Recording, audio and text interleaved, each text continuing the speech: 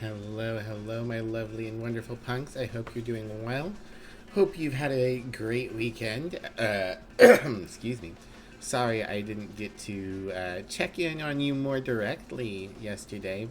But I hope you all enjoyed the collab we did with Brunhilde and Simple Square and Megan.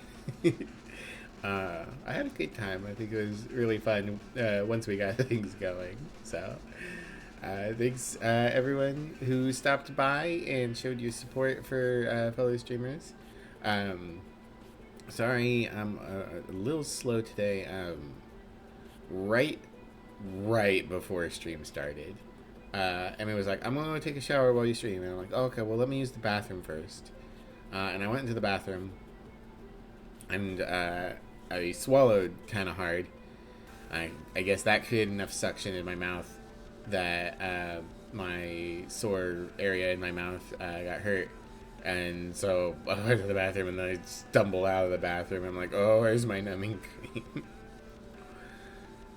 I'm probably using too much of the numbing cream, but I don't have any other options, so. But yeah, we're going to be doing more Esoteric Ebb today. We are at, I believe, the very start of day 3. I still have no idea where the fishermen I'm supposed to see are. I went and ran around the area where I thought they were supposed to be and didn't find them at the end of last stream, so no idea where that is, and I'm also not sure where the newspaper I'm supposed to find is. So that's our current, like, I would like to advance those things, but I don't know where they are. We did see that the shitty ass boy kids are all in the mill, so we've got that to figure out.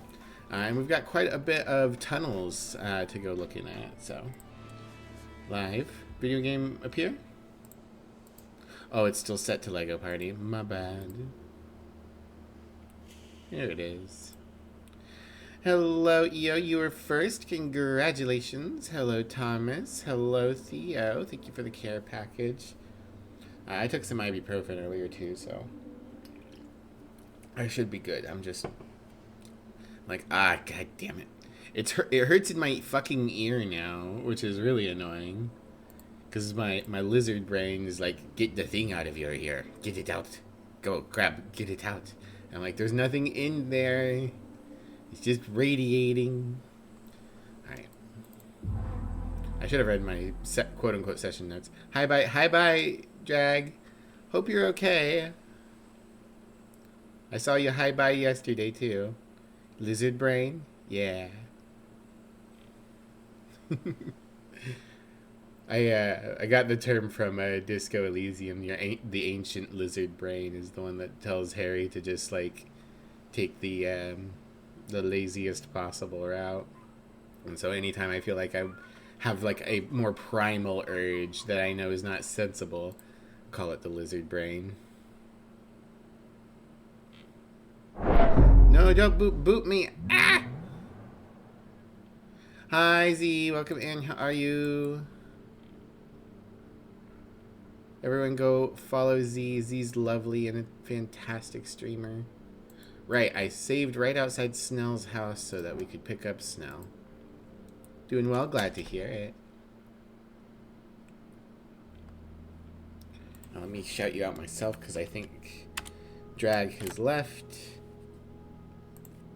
And my mods aren't here yet.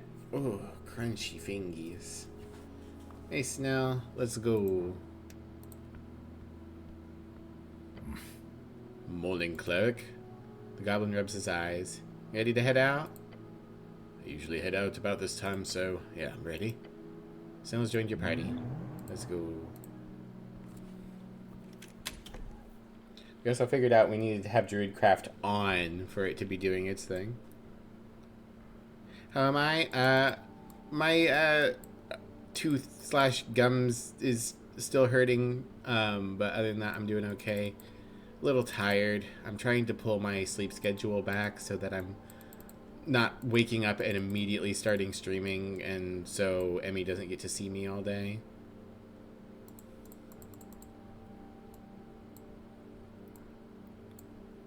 Ooh, is that new? No, that goes to the goblins. Never mind. I've been there. So I want to speak with Dead with the kitty cat at some point. No, this goes to the goblin. Where does that other one go to? Outside somewhere, I guess. At the moment, I'm just going to kind of run around and see if there's anything interesting this morning. I can talk to this guy. Shweme areg. 4 apples. More apples for Miblia. I will eat every apple in this damn city. They'll all be mine.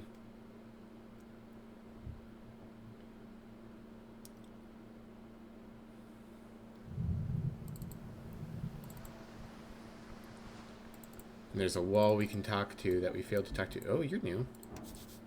Somewhat mysterious dwarf. Interesting. Let's go talk to them then. The dwarf ignores you and whispers to himself, "The storm calls to me." Interesting. I still need Mage Hand for grabbing things at a range.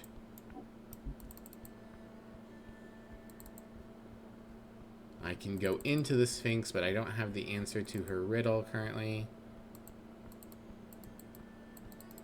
Be permanently immune to Doctor? Exactly. Who need Doctor when can eat 27 consecutive apples?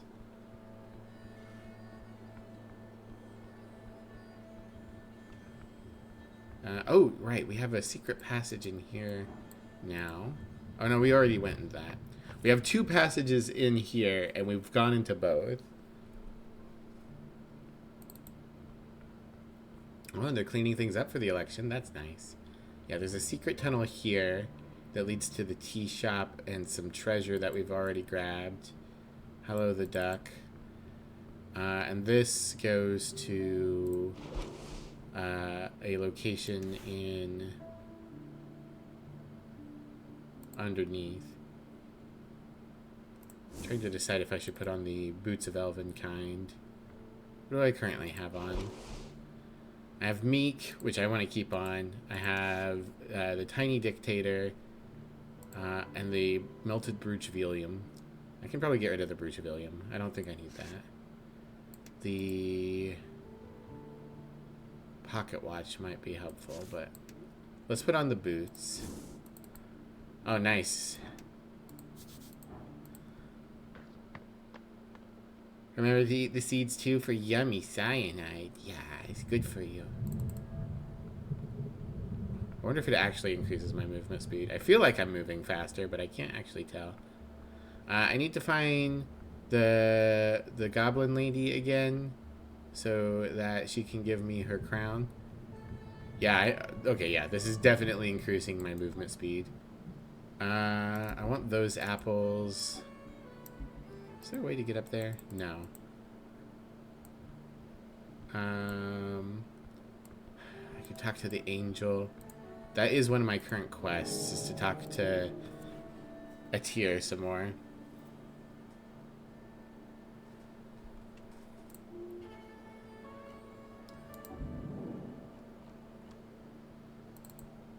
Is she in my room right now? I don't remember. Yes. Let's try talking to her. Actually, let's try beholding her. It's a new day. Hey, that's not bad. Atir, City Sworn Angel, Celestial, level 10 Angel, cold, stern, glorious. She follows orders, the type of orders that grant eternal fulfillment. There is sadness in her existence, broken wings, stuck among lesser beings. What does she seek? Cleric. She is working on detailed notes, her halo spinning slowly around her head. Get to know her better. You will falter. Before the steps of divinity, your manhood crumbles as you ask about a religion. Get to know her better by discussing religion. Ooh, disadvantage because Snell is watching. You defeated the roper, you defeated the skeleton, that makes you a man. You managed to realize why she's annoyed at you. Snell is watching. But will the angel bee hold me?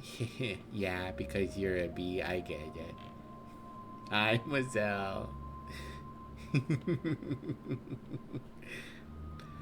I don't think I can make a DC 15 with disadvantage. So we'll leave. We'll save it for later. Got him. Pew, pew, pew, pew. I'll have to try talking to her at some point when I don't have snow. How long does enhanceability last?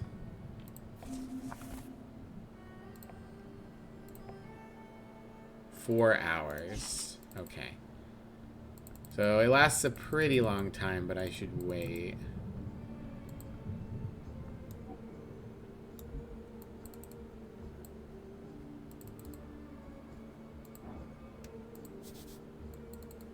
That's the where you come out of the mill. Bam, bam, bam. I guess for now the thing I should do is go back into the tunnels, because I'm not really seeing much else. Clearly Mazel is a lamp. Interesting. Is the kitty cat back? The kitty cat's back. I could talk to kitty cat.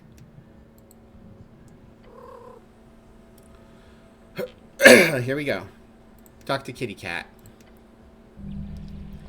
You place your palm in front of your face and whisper. Everything is words. As you do, the subtle movements of the cat appear not so subtle anymore.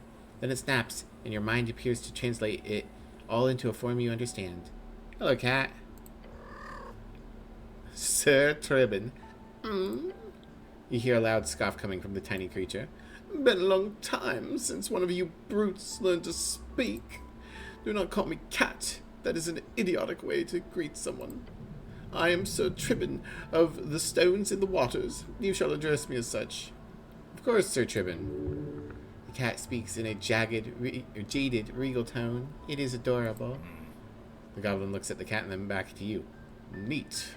You go ahead and interrogate this cat. I'll be here when you're done. I'll be frank, humano.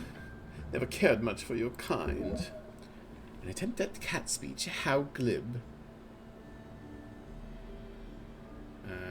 Understandable. The brute is subservient, eh? Fitting for your kind. Well, what do you want? I'm not sharing prey with you, if that's what you're expecting.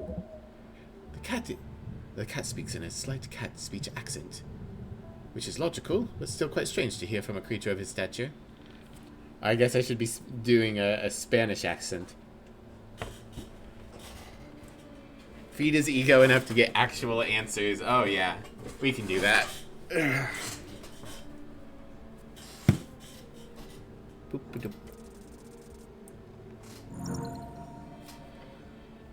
want real answers? Feed his ego. Easiest way to do that is to compliment him. But not soft compliments. Hard compliments. You are a legendary creature of the dusk and dawn, Sir Tribbin. The coast trembles at your appearance and longs for your presence. Yes, that is, well. Bards will surely write songs of my accomplishments, that's true. Do my bad Spanish accent now and drive away anyone who can actually speak Spanish. They will. Now, is there anything else you can think of that would be useful for me to hear? The cat yawns. Then he says, will you go away if I do? Absolutely. He sighs in a deep grumble, the type of noise you did not expect to come out of a cat. Fine. The blue fire woke me from my slumber. Had I been closer, my whiskers would have been fried. Wait for him to continue. I wanted to know who caused this ruckus in my territory, so I kept watch. The green munchkins ran around like crazy, trying to put out their flames. You should call Snell that. I saw a brute, like you, but in garish yellow cloth, being interrogated by some of them. And once the fire was out, which did not take long, the one who should have wings appeared. I'm gonna spook the skunk now. Ah, don't spook me! Celestial. One of her orders, the, what you called it, tea shop? Yes. They hammered it shut. Then she did something wave and glow on it. A locking spell to keep outsiders from entering the crime scene, commonly used in the city. That's it. Now leave. I have more questions first. Oh, for the love of.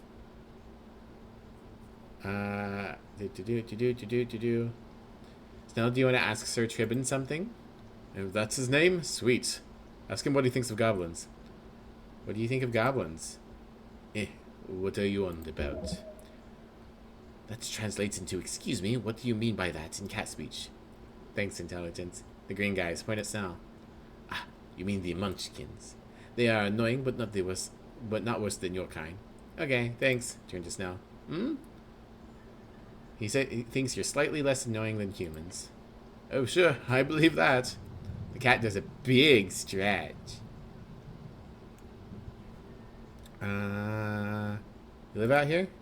Of course not, do not be daft. I live in a wandering chicken under the earth. Any respectable creature would. Sorry, what? Esoteric type of housing, interesting.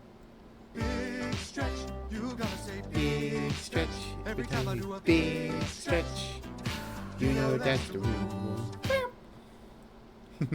Thank you, Bazaar. I see. How interesting.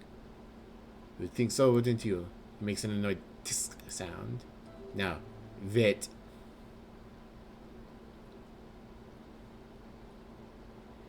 Can I come visit you in your chicken house? I suppose I cannot stop you. Though my homestay servant is quite the eccentric woman. So with that knowledge, do with that knowledge as you wish. Cat lady being eccentric? You've never heard of such a thing. All cat people are good. Well, of course. Who else would take in such a self-centered creature? So, we want to find Baba Lasagna here? It's a waste of a minute, but who are you voting in the election? He seemingly ignores your question for 10 seconds or so, then he says, no. A good idea. Do not deal with whatever that is. It is beneath me. Okay, goodbye.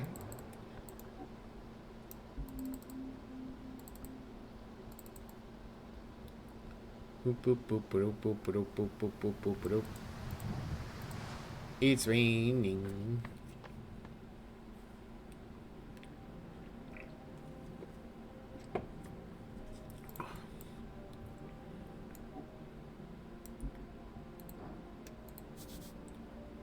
Tending to the garden, be back after lunch, Nissan.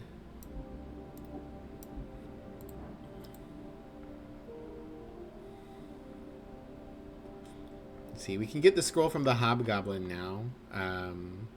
Not that it's a spell I think we super need, but something.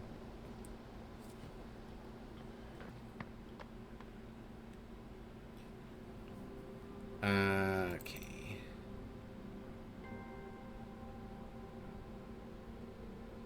Hold on.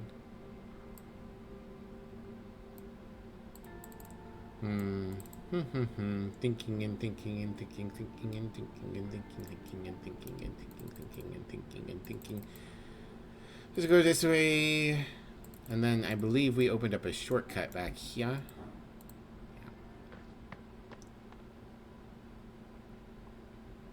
Yeah.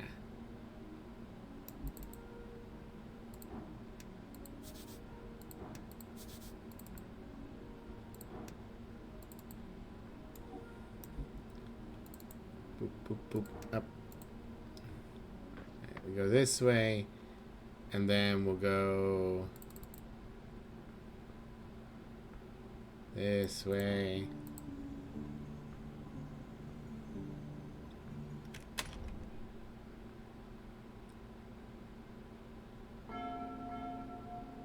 Ding ding. Is there something on the docks now? Suspicious.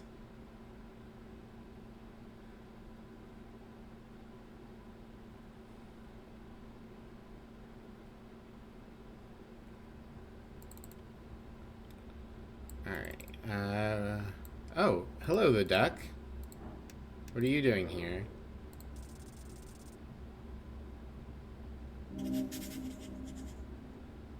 Nothing new here. Hello, the duck. The Dark Knight stands in the crypt. He does not face you. Bow to him. Bow. He's very, very still. Unmoving. Unbreathing. Excuse me, His armor creaks. His body moves. A voice. Soldier. Well fought. Against the skeleton? He holds out a gauntlet towards the open tomb. Divinity, hold ground. Feel it. This guy scares the shit out of me, Snell whispers to you. Such an edgelord. Edgelord. The name of the famous Death Knight in service to the Shadow Lord. Also a term used for people who dress up in dark armor and brood a lot. Shadow Lord, an early walking god of the Divine Era, known for his legion of Death Knights and the grasp he held over Old Dimenor for close to a century. His city, Savalny, still stands today and is where the remaining Shadow Clerics gather. Savalny, the third biggest free city in the Reeds, known for their divine roots, naval expertise, and vineyards. One of the few cities that retained the religious base during the Arcane Era. Hold out a hand towards the tomb. The string, one of utmost importance. It cradles here, within this one point. The first tomb of your god. Hoo boy. Okay, I think we can go ahead and pop our enhance ability.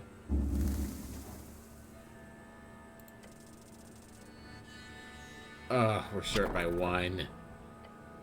You attempt to do it, but the string feels overwhelming. This is a fallen place, corrupted, full of dread. Ow!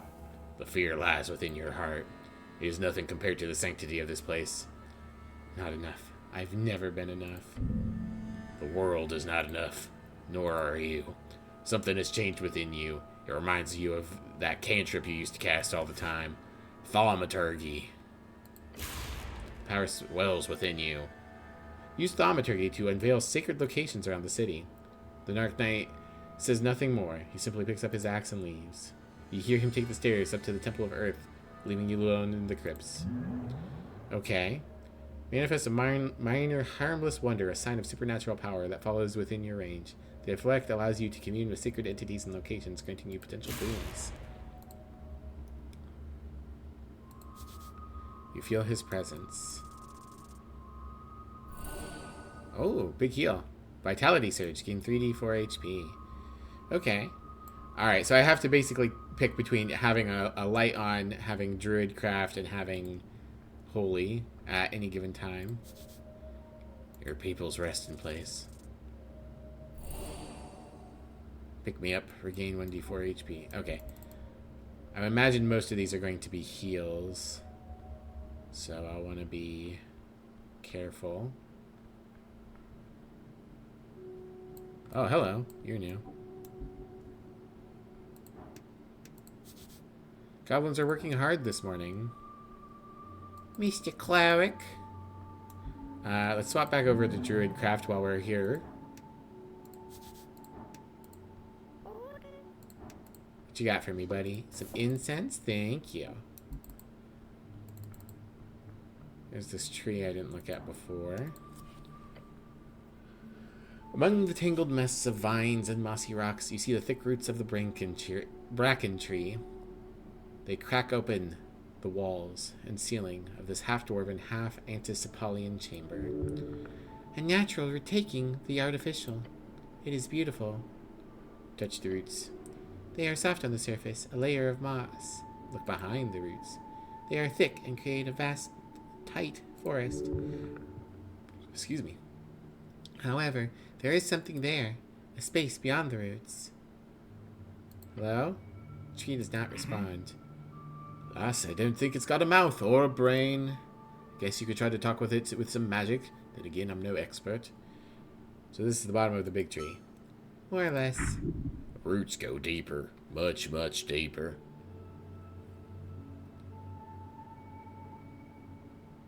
I should break down these roots, shouldn't I? It would be difficult. The tree is ancient and powerful. No. Good. Let sleeping trees lie. Stop speaking to the tree. Okay. So that is an option at some point. Hey, buddy. Aw, thank you for the $12. Is the snail still over here? It sure is.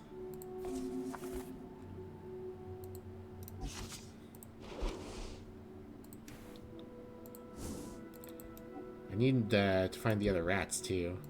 You, give me things. Druidism is when people give you stuff. Just a stick with a mushroom on top. Swamp extract. Sure, I'll take it. What do you got for me, buddy? Apples. Thank you. Care package. Thank you, Mischief. How are you? Oh, it's the mushroom lady. There she is. She's just sitting here.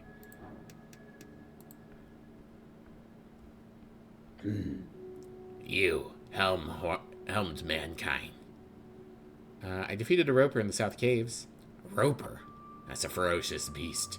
They do not come this far up very often. Well done, human. Thank you.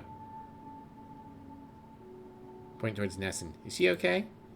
Moongore doesn't turn around and just grunts at you. Do not disturb her. Not that you would be able to.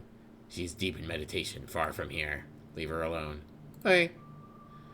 Can I have that spell scroll you've got? It's a gift. I can't just give it away. From Nessun, right? She told me I should tell you to give it to me. Oh. Okay, then. There is respect for the elven druid. Okay. Okay. Okay. Okay. Hooray! I have Summon Apple, the most powerful spell of all.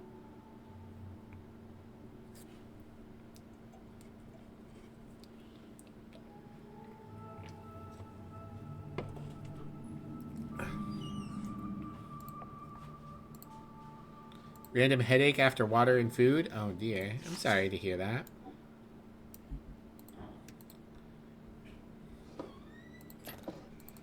Try having someone rub your neck. It might be tension. There we go.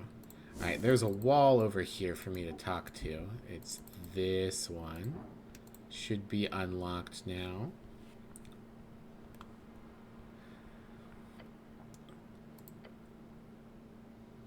Oh, I can also try this. Analyze its origin. Nope. Oh, yes. Okay. Study the figures carefully. The pigments, the style, the preservation. It's not white mane nor snail folk in origin. These paintings predate them all. Before the snail folk. Yes. Before the Fade Era. At the earliest, these should be dated to the early Gate Wars.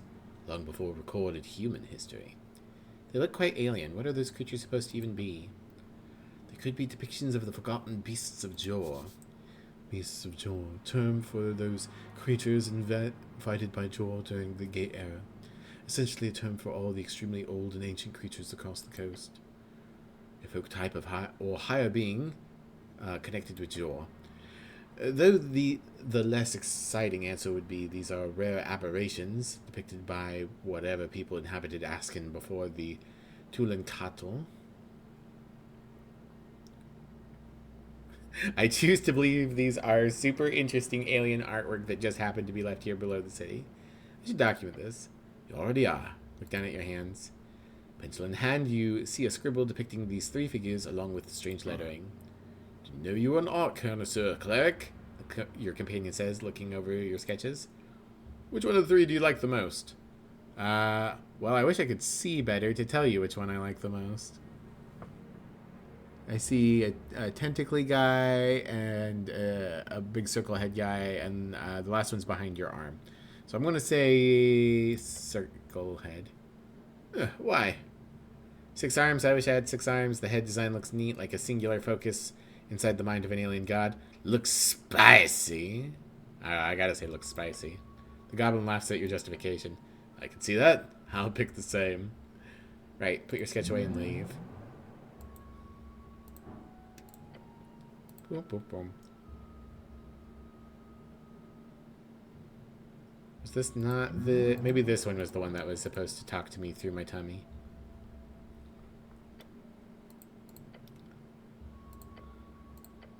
Yeah, this is the one. Try to listen to the wall. You tense your body. Or that's the wrong voice. You tense your body. The gut squeezed. The ears aligned. Alright. I understand the cave paintings. Meek's helping me. I've got enhanced ability. Let's go. Boop. I think that does it. Yeah. You sense it. The crack in the wall. Once more, the voice carries through, faint and hoarse. Deep within and without. Oh, time for this again. Great. Is this Chansey again? Yes. The voice in the wall is monotone and brittle. As if it could snap at any moment. Why do I keep talking to you? Do you live in every wall in the city? No. What are you? Nothing. I remember you saying something like that before. Anyway. Have something to tell me? Yes. Oh, do you? Yes. There is one thing to say. Please tell me what you have to say. Feel a little annoyed. The crack fades. You must go deeper. Deeper than the city below. Deep. On the overlook, where the bane of my people watches over the great flip. There she has asked for you. Where exactly? The bane. Below. That's very vague, you know. By the flip. On the overlook. Does this overlook happen to be another wall? Yes. So I need to talk to another wall. Yes.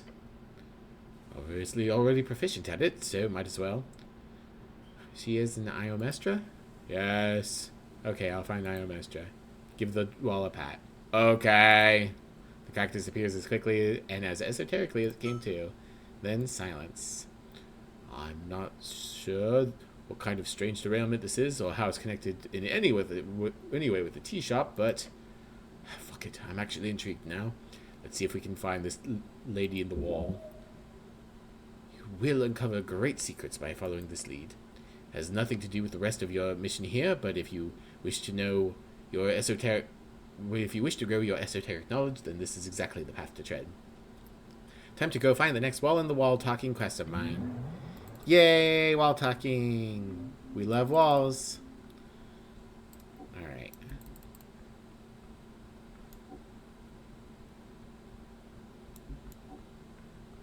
So, now I am going to save here because I don't want to cast the spell and then find out that I can't actually talk to the skull at all. So, we're going to... I don't want to do too much save scumming, but this is one that I will. Okay, resume. Engage. Speak with dead. I can't cast Speak with Dead. I can't cast Speak with the Dead here since the guy won't get my language, right? Correct. Hey, Snow. Yeah? Can you talk to the skull for me if I cast a spell for it? You can't use magic for that. Nope. Oh. Okay, well, if you think it's helpful, go ahead. There we go. Speak with Dead. You finish casting the spell and the skull begins to make a clacking sound, the jaw opening and closing with a jitter. It is ready. Okay, so you tell me what you want to ask. You hear him whisper to himself, "You can do this." His favorite color, or what he's voting in the election. Now ask him about his name. Tu nombre? Mi nombre es El Vengador Rojo, pero antes de ser eso, yo era Elysium Baluba. My name is the Red Vengeance, but before I was that, I was Letheon Baluba, which I don't know if that has like a secondary meaning. And Tu Nombre is your name. His name is the Avenging Red, and also Lietzi Balba. Very strange. This is a weird guy. 4 questions remaining. Ask about his job. Okay. Te gusta trabajar? Do you like to work? The skull almost shrieks. Mi devoción a mi Dios y a mi deber es mi único interés. Los gustos terrenales son pasajeros. My devotion to my God and at my, I don't know, deber is my only interest. The earthly delights are passers-by, would be my guess. What is deber? I'm so close. My Spanish is so fucking rusty and so underutilized. He likes his job. It's a great devotion to his God. Earthly enjoyments are fleeting. That's 2. 3 more questions. Ask who killed him. ¿Dónde está el muerto? Ellos están en todas partes. Nuestros hijos, nuestros seguidores. Debemos luchar para vencerlos en nombre del Ojo Rojo. Where are the dead?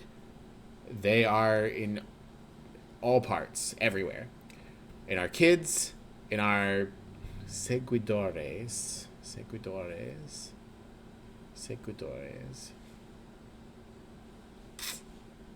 Don't know what seguidores is.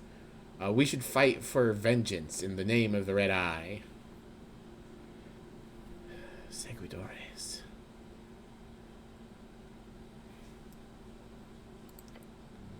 God, that's a lot. He says his people need to be avenged for the Red Eye.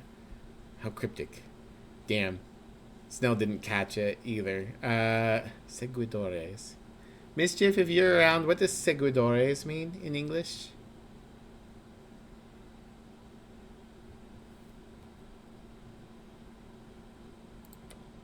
Three asked, 2 more.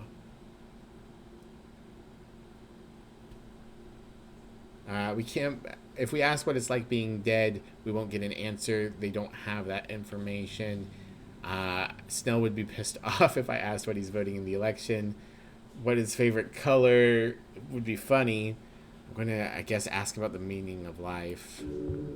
He grimaces as he attempts to speak. ¿Qué significa la existencia perpetua? Cada cosa tiene un significado profundo, revelado solo a través de la devoción y el sacrificio. What is the significance of existence? In perpetua, I would assume mean in perpetuity or something to that effect. Is anyone else getting occasional buffering? I'm not catching it on watching myself. My thing seems to be okay. It says I've dropped a few frames, but not very much. Cada cosa tiene, everything has a profound significance, revealed only a través. I'm going to assume something to the effect of in going for devotion and in sacrifice.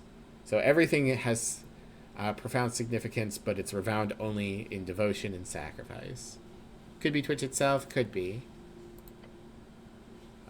Meaning is sacrifice, devotion. Feels like the guy's a zealot.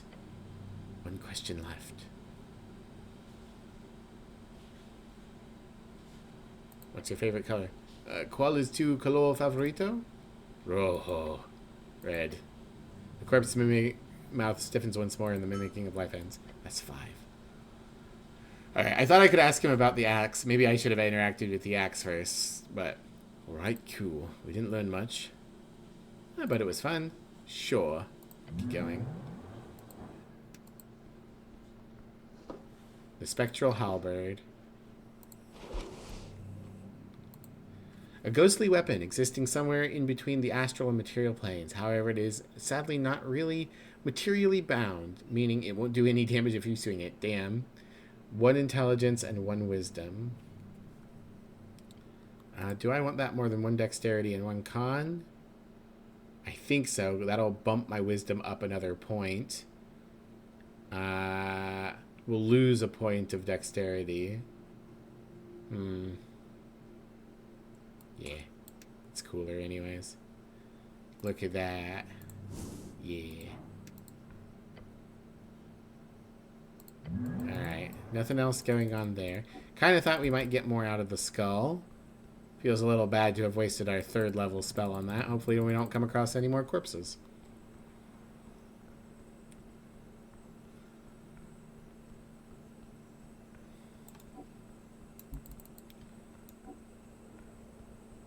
Our crocodile friend is here. I don't have his rats for him. If we go this way, I guess we can go ahead and go down into the deeper city now. That's our completely new area.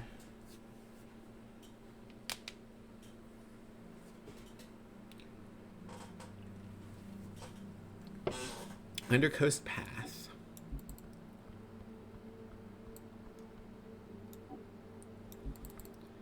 I can see some little guys down there. Nothing else up here, though. You stand before an entrance. Beyond, you see dark tunnels, winding passages, a forlorn chamber connecting them all. Seems like one of those paths could lead down. Enter the chambers. Step inside. The musky air invades the holes in your helm. The air is thick with pollen. Fungus. Every breath you take is mostly damp fungus. Hopefully we won't come across any other corpses me every day. 1 a day. Alright, which way, cleric? I thought you'd tell me. Do you want me to choose? I've been running behind you all this time for the explicit, very explicit reason that I assumed you literally would not follow me if I walked in any other direction. Oh, I didn't realize. I'm sure you didn't. I'll pick a direction. Fallen hallways, rough cavern, tunnels above. Rough cavern. The path slopes downward sharply, too sharply. Rough stone walls, slick with moisture and fungal growth. So steep. Start climbing instinctively. Maybe we should... But you're already descending. This was a mistake. You're essentially climbing now. The stone is damp. Your gauntlet slip. Hold on tight. Ah, hell yeah. Muscles and will. That's all you have. All you are.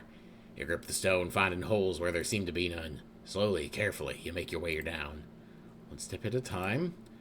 Find some solid ground at least. Last, you emerge into a chamber unlike any you've seen. The walls are covered in thick, luminescent fungus. It grows with an eerie green-blue light. Bioluminescence. That's not what captures your attention. There on the far wall is a mural. Look at the imagery. Massive, ancient, overgrown with the glowing fungus. You can still make out the image. The Airwath whale. Creature of legend. The mural seems to pulse. Cleric? Is it just me or is that thing looking at us? He's right. The whale's eyes seem to track your movement. Step closer. You approach the whale.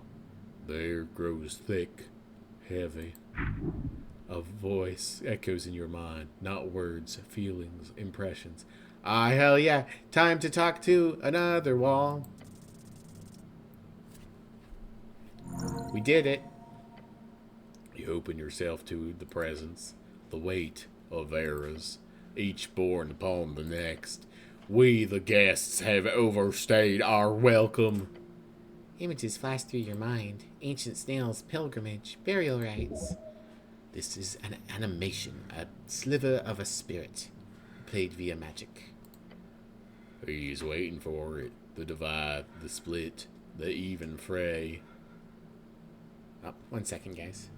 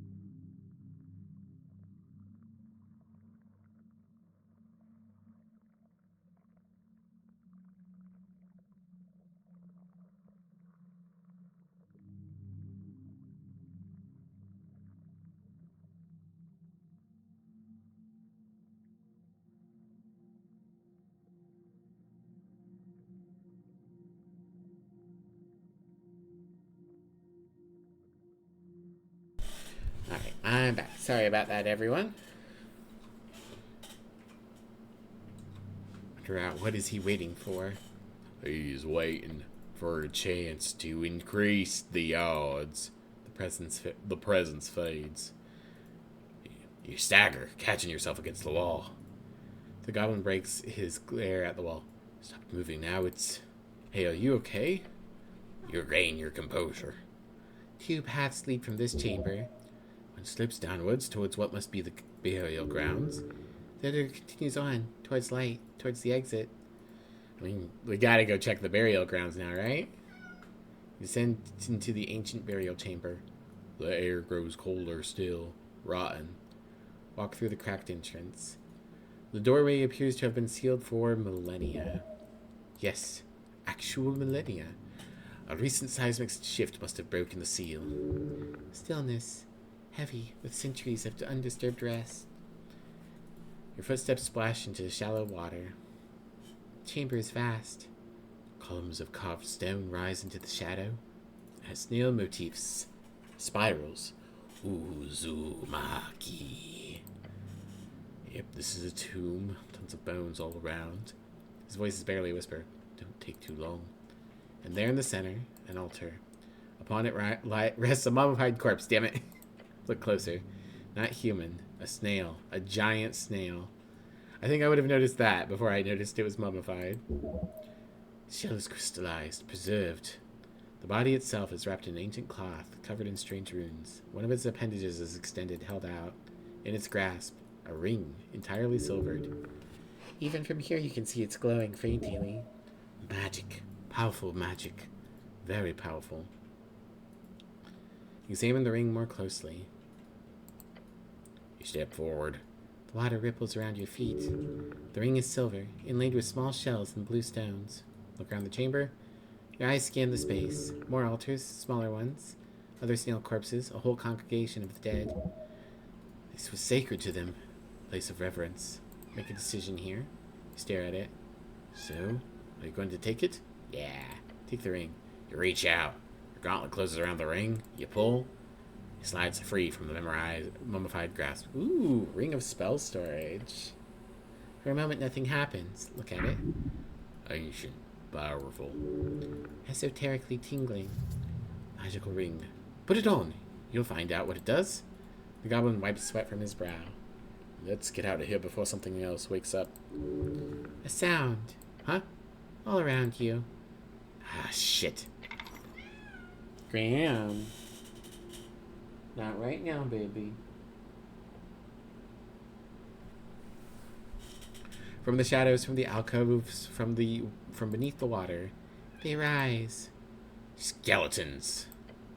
Their bones ancient and yellowed, covered in barnacles and coral. Graham. Not right now. Run! Ah! You are trapped. Oh, we're rolling initiative.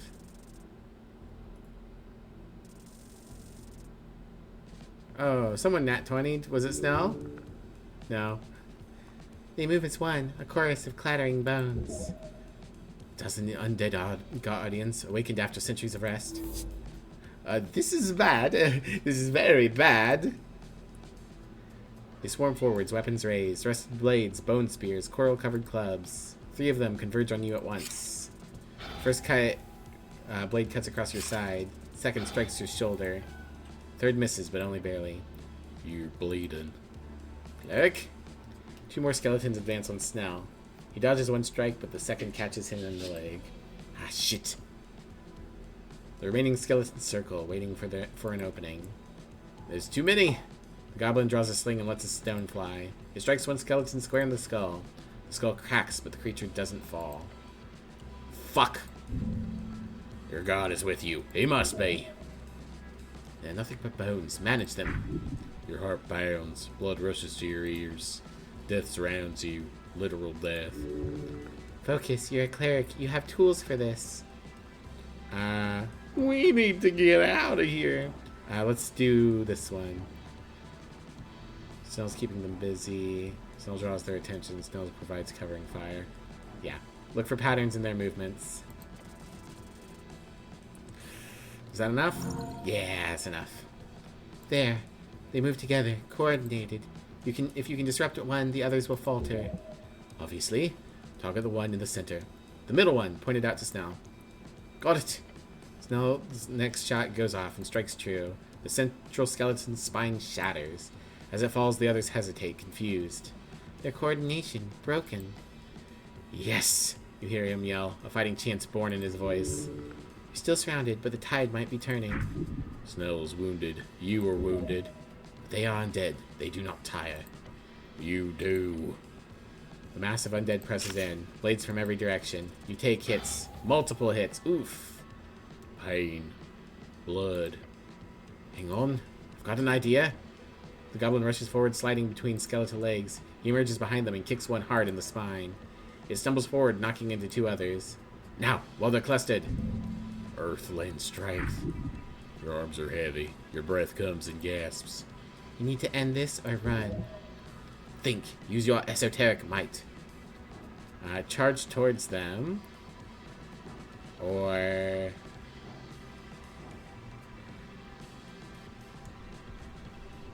we'll fall back. Let's charge towards them. DC's slightly lower. Nat 20, baby! Let's go! You lower your shoulder and charge. Your armored body crashes into the cluster of skeletons. Bones fly. They scatter like bowling pins. Two of them do not get back up. Yeah! But 5 remain, and they're closing in again. Fall back, now! You turn and sprint for the exit.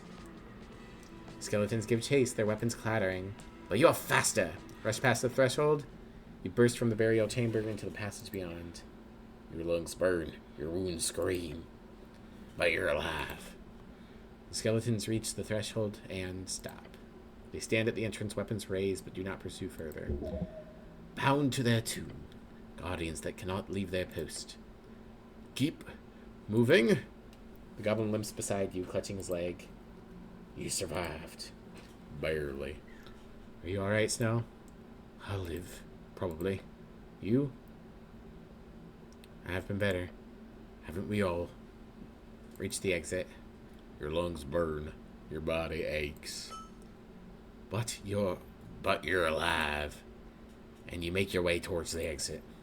Behind you, the burial chamber returns to silence. You are emerging at the bottom of the ruins. The labyrinth delivered you safely down. For a given value of safely. Well, that was something. Nice to be alive. Let's go. Alright, we got a couple minutes before the ad, so let's look real quick at this Ring of Spell Storing.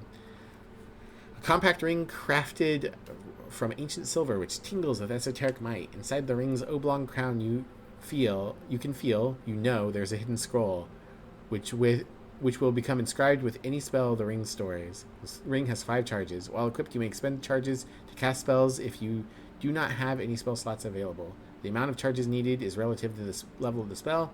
The ring regains 1d4 every rest. You have no clue how many charges are on the ring at any given time. Very confusing. 2 intelligence can be used to cast spells. I'm going to assume it's fully charged right now, which means it would give us an alternative to casting Speak with Dead if we need it.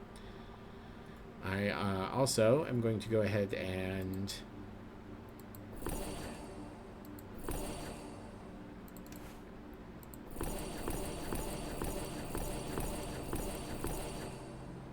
there we go.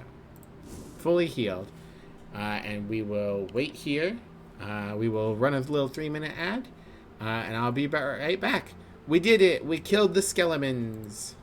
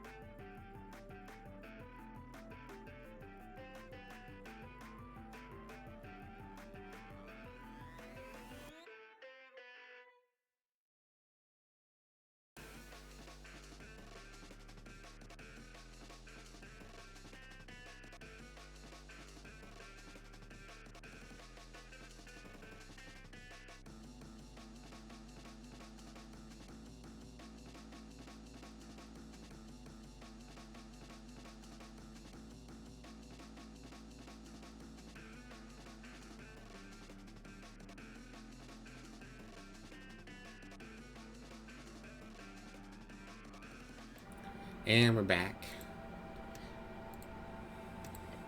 Alright. Well, we got a lot of little spirit friends. Oh, hall.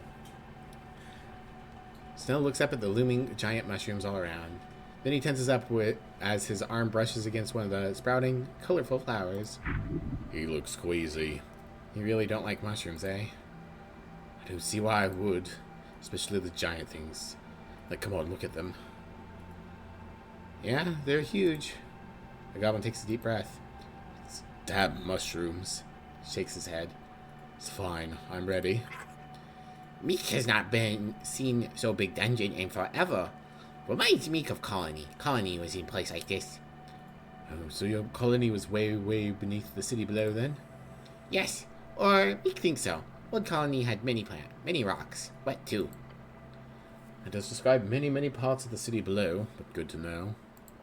Thank you for the care package, Mademoiselle. Oh, Meek does not know for sure, but Meek heard Colony before Meek was in big house, not in dungeon. Or in not dungeon. Onward, Meek shall keep watch. Not continue down. We love you, Meek. What you got for me, buddy? Mushrooms? Thank you. We got ourselves a shield. Old shield, a really old shield. Bronze shield, dex and wisdom. Oh, it went up here. A shield left by one of the predecessors of what is today Norvik. A cat-like eye is displayed on the front, and as you wield it, there's a whisper in your ears. It says something like, "O si, e de resguardante arte camarada on cuando eres bien pelón." So, oh yes.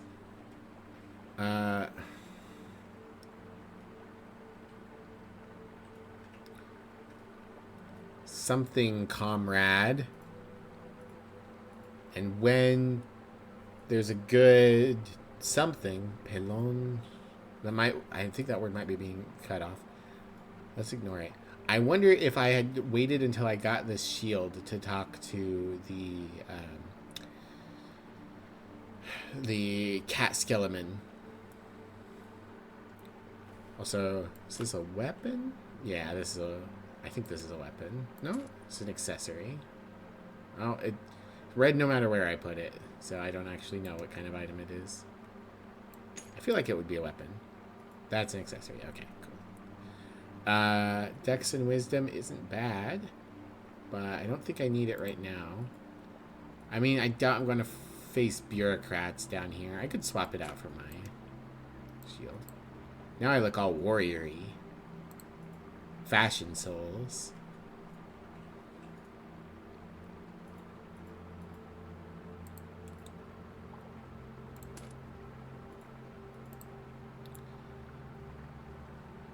Honestly, might be better for me to have the Mace of Terror on right now. Yeah, I think it is.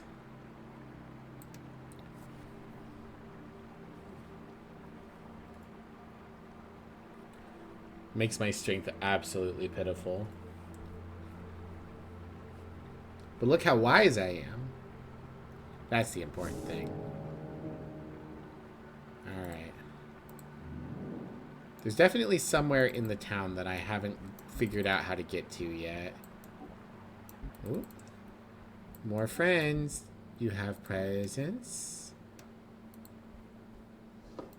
Mushrooms. Is that apples? Yeah, more apples. 8 apples. Let's fucking go. I am become the apple boy.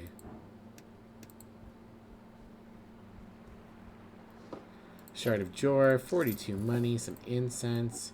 Well, we're getting rewarded for the fight we had to go through. Tiny mushroom. Another swamp extract.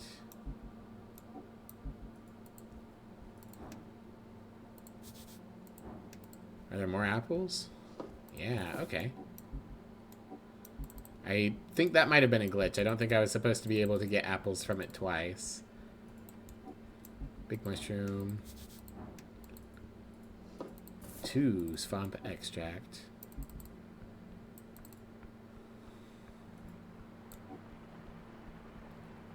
Ooh. There's a wall down there, but I feel like this is, Oh, and there's our man in yellow. Big Leader Gorgalash. I probably should have put on some strength equipment first. It's alright. Troll. Level 9 Frost Troll. A great and mighty frost troll, horrifying even when asleep. You've got a few ways of approaching this. Killing a troll is not easy, and you need all the advantage you can get. Attack him right away, giving you a head start. Put up some kind of trap. Try to communicate first. Weak. Walk away. Also weak. Royal Blue Wizard. Fashion Ebbs. I found the cheat code. Infinite apples. Miss. That's a tree. Whoa. Welcome. Excuse me. Welcome in, Royal Blue Wizard, for the first time. Good to have you here. How you doing today? Yeah, we be styling. Look at our boots. Look at our fit. Ah, yeah. Ah, yeah. All right. Well, troll scary. I see down there. Great dragon roasting some snails. Interesting. Hello, Graham. Alright, I mean, I suppose we have to interact with the troll, right? Let's not try to sneak past him. I feel like that's a bad plan. It's back facing the Pillar of Jor is there too. I definitely want to interact with that. It's back facing the Pillar of Jor, a creature right out of every kid's nightmares. A troll. A frost troll, to be precise, Lord creature. Frost troll, a tribe of trolls who rose to prominence during the late Arcane era. Some of the most infamous trolls during the conquest were of this type. Gorgalash for one, as well as the holdout Orgroth. Oh, Gorgalash is who this is, right? My incredibly high wisdom notes that it's sleeping. What does your intelligence say? Face ram. Such fierce power, just sleeping. Your bloodline pulses within your veins, shine away from its headsman. Your goblin companion stares slack-jawed at the beast. There is a cage next to the pillar. Thanks, Wisdom. Something inside is moving, but you'll need to get closer to investigate. I ain't making that dexterity check. I could yell at it. I could speak politely. A troll? Yes. Your mortal enemy. You stand no chance. I love strength. I love strength being an absolute wimp.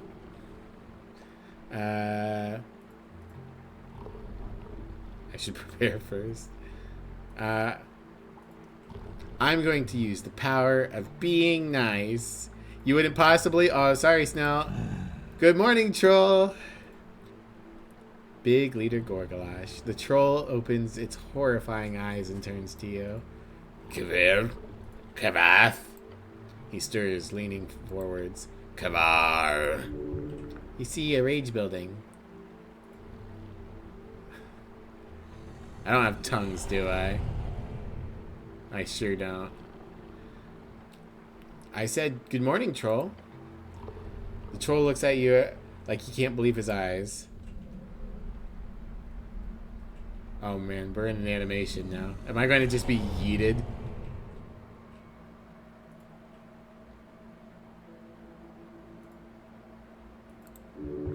This poor creature. A cleric. Why I've been waited so long. He roars. Your bones are loose sludge. Long to crush one of his little soldiers. Oh! Yeah, he really wants to kill you. Shit! Destruction.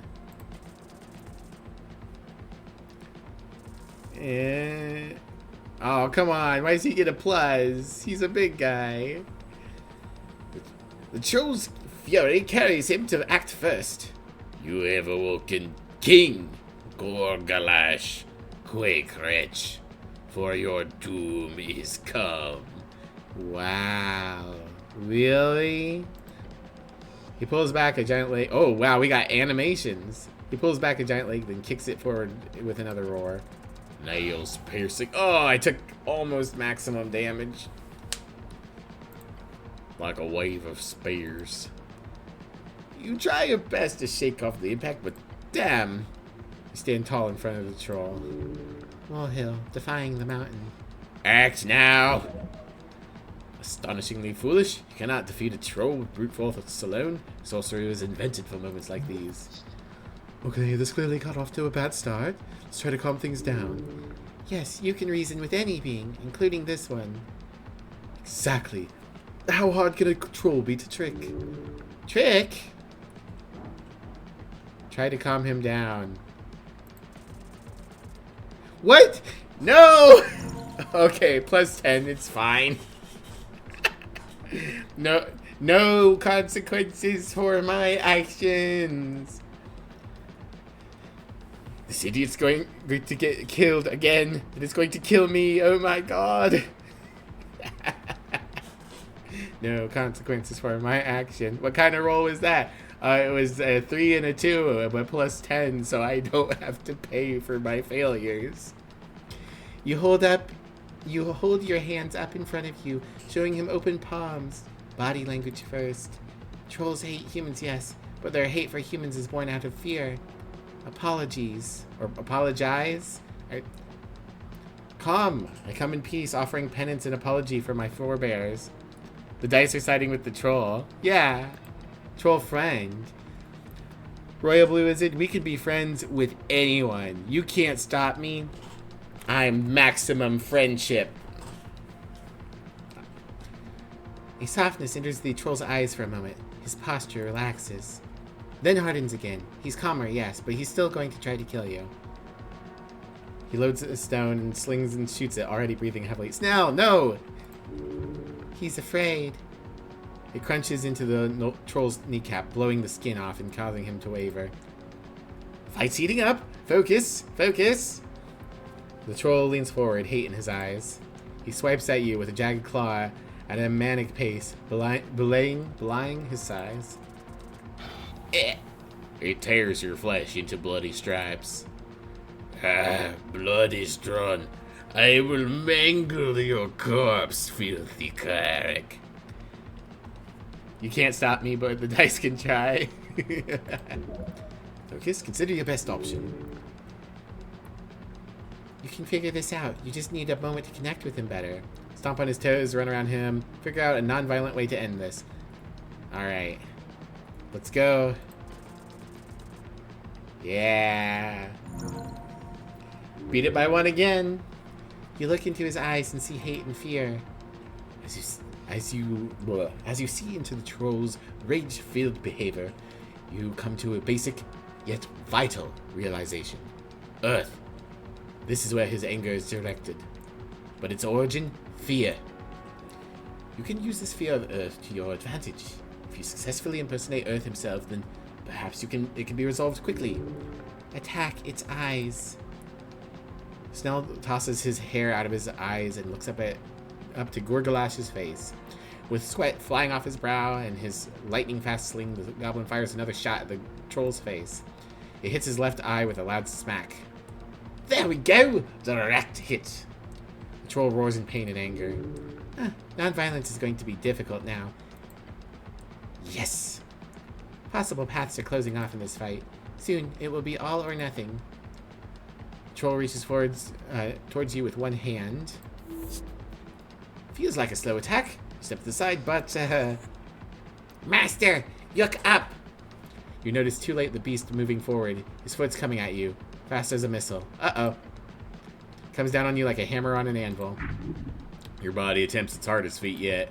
Not to be flattened. Try not to be flattened. The rough underside crushes your entire being in an instant. You cannot do anything. It is an impossible weight. And you get crushed against the ancient stone. I failed. Again, yes. Another sacrifice for the pavement, or the gravel road 30 feet down the lane. Blood pooling into the gutters. People forming a crowd all alone. A spectacle of human achievement. A fight against the most fearsome beast of Ascani. Ended in an instant. You saw when it happened, when the troll awoke from mud and stone, when its claws clashed against the thatched roof of the neighboring hovel. Father was not the first to grab a pike. He was not the last. He's one of many brave men. I remember the sound. Which one? All of it. You were there for it all. The sight etched into the inside of your eyelids. The sight of humanity being snuffed out by those wretched creatures, each deserving of complete annihilation, on the gavel road.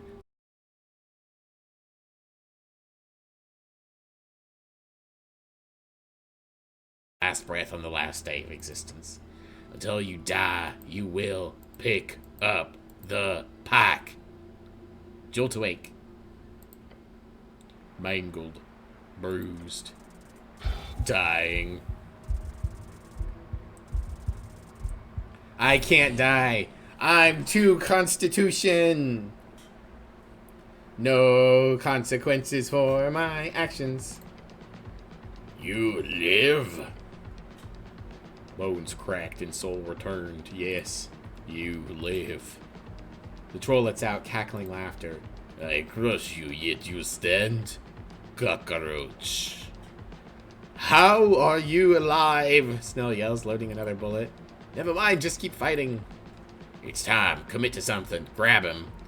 Yes, you need to commit, but to an actual plan. Figure it out now. You know the solution already. Bullies are cowards and trolls are no exception. His fear of your god is his one defining feature, the thing that chased him in the darkness down here for decades. Let's try to be Earth then. At this point, you might actually succeed. Grapple his leg, calculate a way, any way to win this, pretend to be Earth to intimidate the troll. Under the effects of enhanceability, exhausted, but you've planned to impersonate Earth. You have thaumaturgy, and you're seemingly coming back from the dead. Let's go.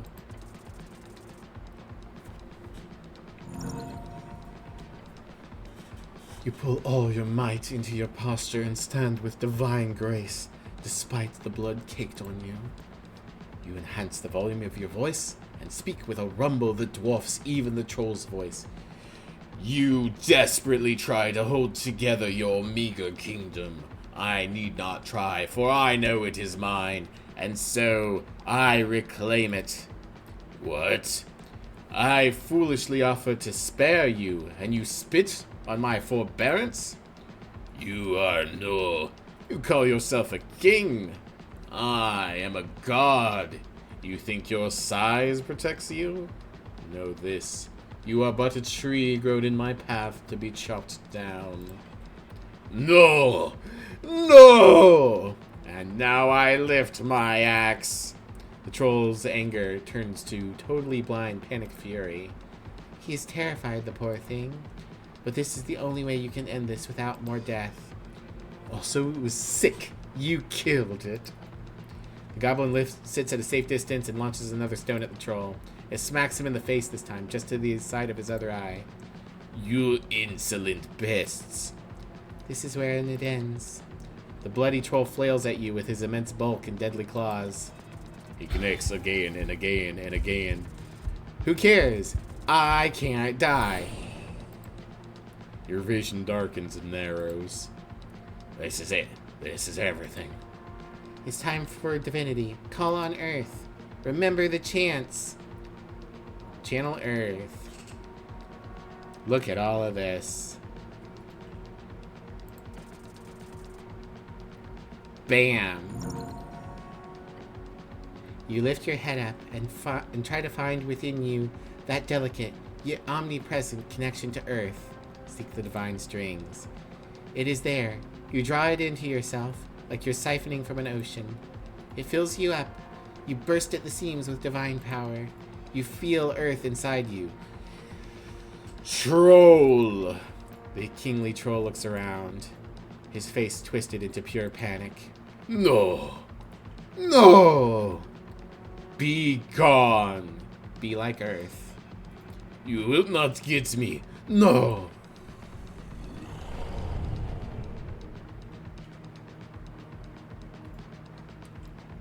Yeah, you can go a little faster.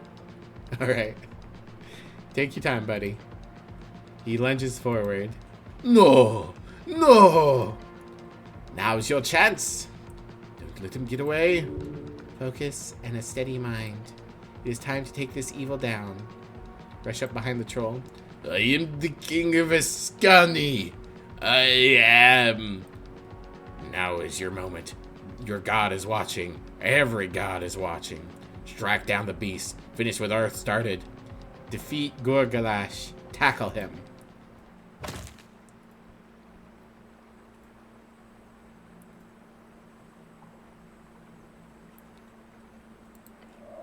You hear his roar fade into the rushing water below. With that, it is over. Troll Killer. Defeat Big Leader Gorgalash. Well, I mean, I was trying not to kill him. I hope that he landed in the water. To make sure the fading, echoing yell of the beast means he actually went all the way down to his doom? Big Leader Gorgalash has fallen down to the gravity flip. That means the troll has 1 in 20 chance of survival. Let's hope. Take a step back from the edge. A shaky breath leaves your chest. I can't believe it. That was just a regular troll. Wasn't just a regular troll either, was it? On the ground, just off the edge of the chasm, you see the only proof left behind by the beast. A tooth. It's called a tusk, actually. A troll king grabbed the tusk. I'm just happy to be alive. Still puts away his sling. Take any hits now? No, nothing. You tanked all those hits by your lonesome. Speaking of which, how are you holding up? I'm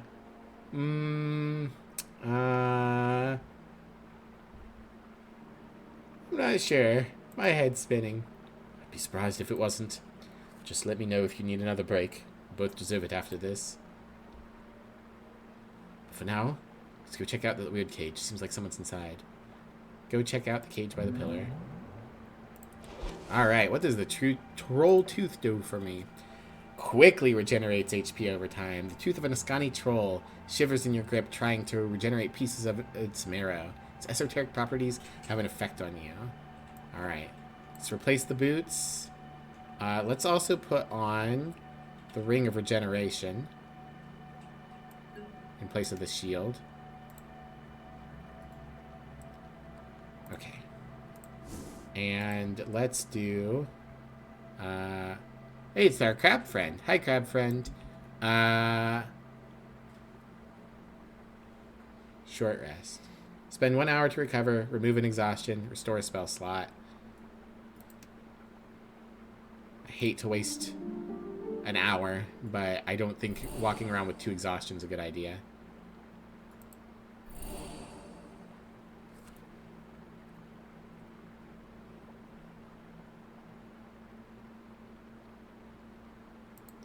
Alright, we got our Speak with Dead back as well, which might be useful. Alright. Get out here, bug. Alright. And we recovered a decent amount of hit points. I imagine that's probably it. Let's eat some apples.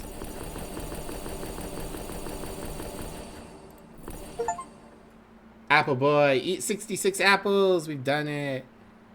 Care package, thank you, Specs. We did it. We beat a troll. Alright.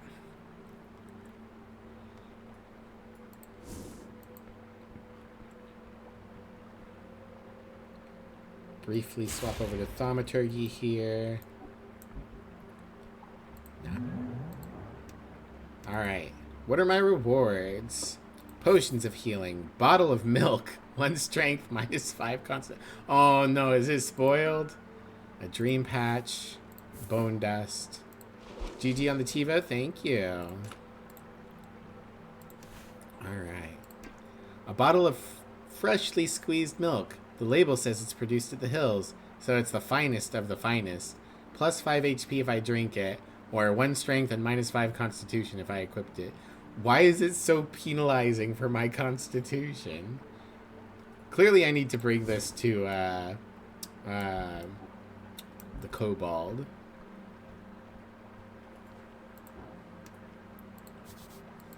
Alright. Let's talk to Frank, son of Frank. As you approach the cage, you hear a faint voice inside. Won't you help me out here, good fellow? On the ground you see a key.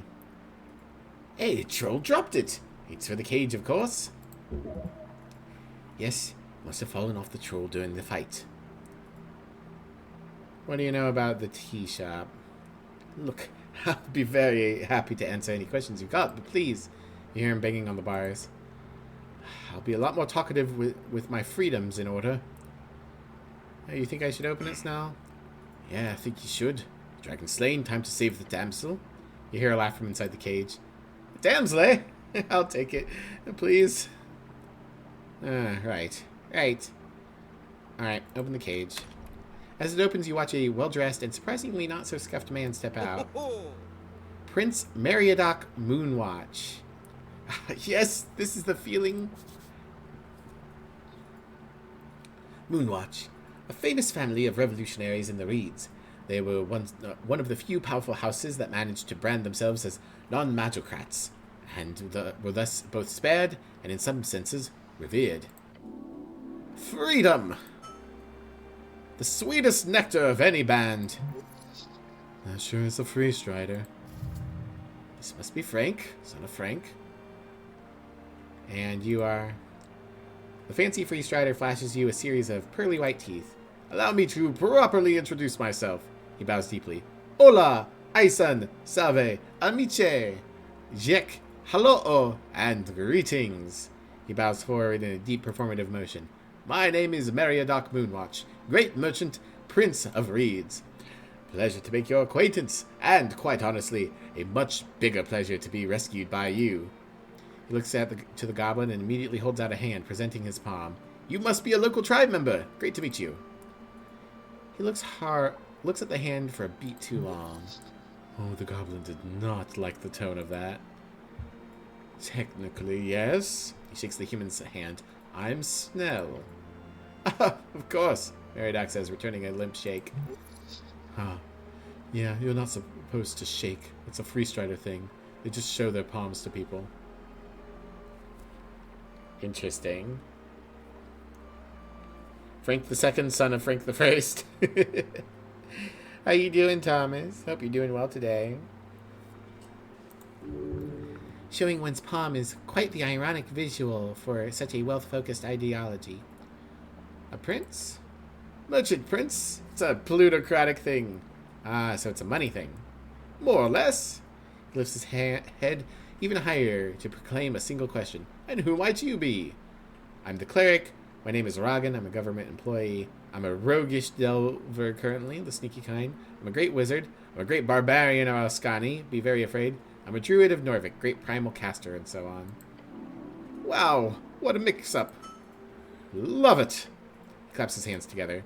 You, my good fellow, have just saved a top-ranking member of the Free Strider Revolution. So, now let us get down to business. What can a son of 3,000 help you with? Anything you need? 3,000, term for the liberated post-war Free Strider-led built Thazin, and arguably the greatest free city in Reeds. I don't know why that sentence was so hard for me. Yes, this is the guy who dropped the yellow hat. Yeah, I don't think I can get more money out of him. He's going to vote for the Free Striders, so... What do you know about the tea shop explosion? His smile drops. I suppose I should tell you a little story. Yeah, we've been looking for you, Mr. Frankson. He nods to the goblin. I hope we can keep this under wraps, of course, but as you might have imagined already, I'm down here without any permit. Snell, can the halfways look away for this one? Snell looks at the Free Strider up and down. Yeah, tell us what we want to know, and I'll give you whatever permit you need, okay? Wonderful! He braces himself. I arrived in the morning and planned on taking a stroll through Tolstad before heading down. My presence was a bit of bad timing, really. Week before the election, and a son of 3,000 arrives on the scene. That could cause a bit of havoc. And since our dear Ascani Reed's trade company was doing so very well in this election, I did not want to steal any limelight. But then, of course, fate intervenes, and just when I find myself before the Ascani pillar, Dawn Fireball goes off next to me. Just my luck. So once the thing Once the ringing had stopped and some goblins started swarming the place, trying to put out the flames, I decided quite quickly that this could end poorly for both my timetable and the poor people who had to deal with this mess. Sounds like an awful coincidence. Let's just say Fortuitous Gia frowns upon my path. Fortuitous Gia, an old deity still worshipped in some parts of Reeds. She was a goddess of luck and wealth. That's Lady Luck. I rushed down the stairs since I already had my direction. I figured I'd postpone the upstairs sightseeing. Head straight down into the below, as people say. Stumble upon anything on the way? The free strider gives you a solemn frown. I saw something. You see, I have a pair of glasses. They allow me to detect magic, amongst other things. Detect magic, a classic first-level divination spell, allows the caster to view magical effects, enchantments, illusions, and other esoteric things clearly within a certain range. You don't have access to this currently, but Detect Secret should be a good substitute. Detect Secret, a rare first-level divination spell, allows the user to notice illusions, traps, and other hidden and generally secret things within a certain range. What exactly constitutes a secret is under debate, but it appears to differ on the caster's own interpretation of the word. The spell was created late in the arcane era by copying the power from a wand of secrets. Where are the glasses? Lost, sadly. The trolls shook me around, so they've ended up somewhere down the river, I presume. And what did you see? I saw a man on fire. What?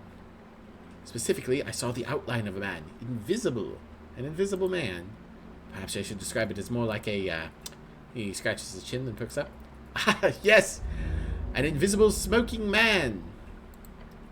My glasses allowed me to see him, or at least the faint outline of his esoteric illusion. Where did you see this? I had just entered the, what's it called? The area right below, with all the apartments and the big ravine. Pillar crossing. You saw the invisible man at the pillar crossing? Yes, that's it. I saw him heading across the bridge, rather towards the pillar. At what time did you see this? It couldn't have been more than minutes after the explosion. How many seconds does it take to walk from the pillar upstairs to the pillar downstairs? 60 seconds tops. And perhaps that. I was rushing to get away from the drama after all.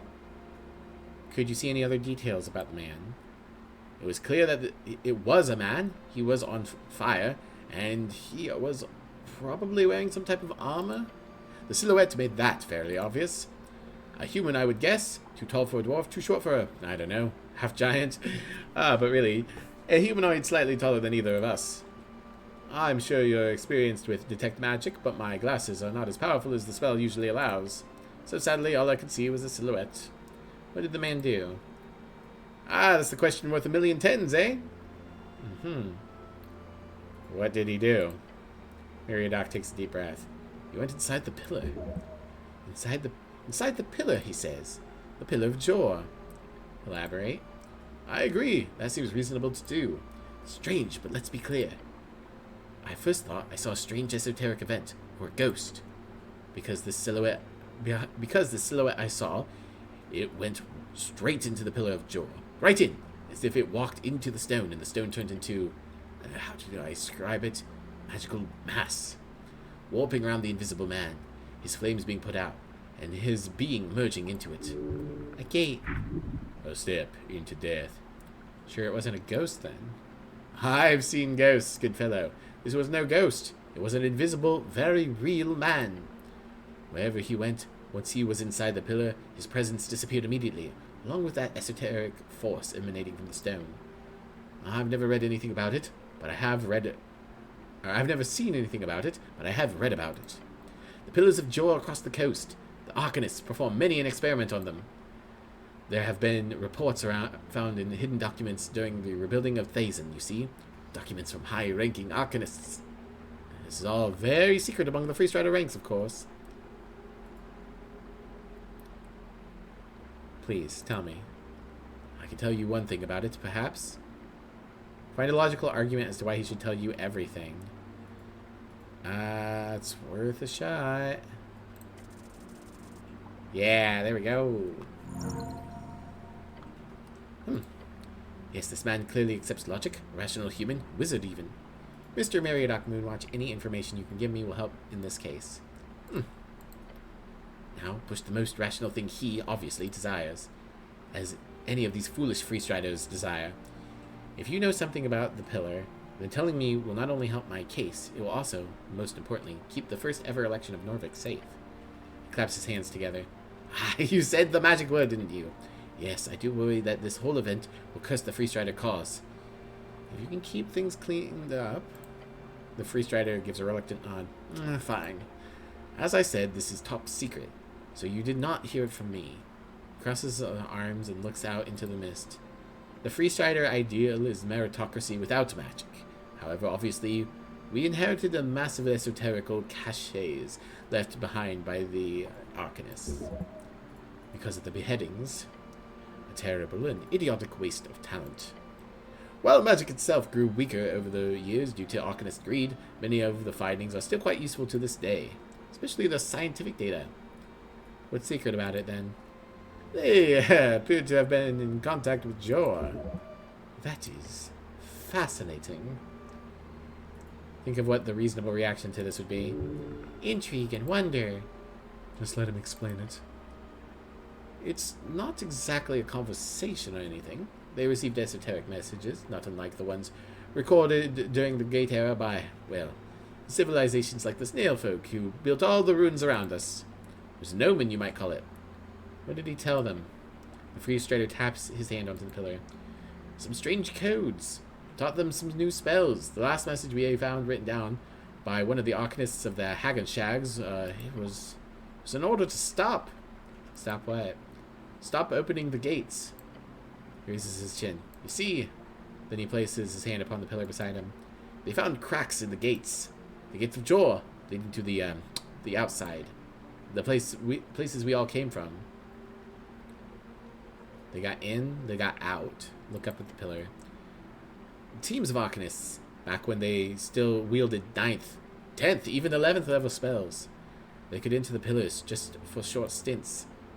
Many did not return, but those who did described a void of souls, alien worlds beyond, far realm aberrations, and paths within strings, whatever that means. Their work was cut short due to the Coast War, but they got in, my good fellow. And Jor was not too happy about that. Did not appear so, no. He nods.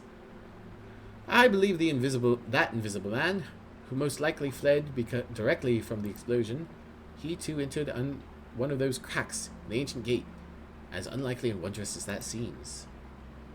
Huh. How would you even deal with that? Like, do we follow him through the crack? Yes, now we must follow him through the crack. Glare at the pillar. Meriadoc chuckles. A nervous chuckle. Gates of Jor added. Good luck with that, I say. And unless you happen to know some ancient being or gods forbid still alive Arcanists, I'm afraid you're out of luck. Found no realistic way to replicate the attempts to enter the pillar. It's not like higher tier spells are exactly common, eh? Could a Sphinx count as an ancient being? Oh, you speak of the Gyno Sphinx upstairs. She's quite the celebrity. Hells, if you can get her on your side, then why not?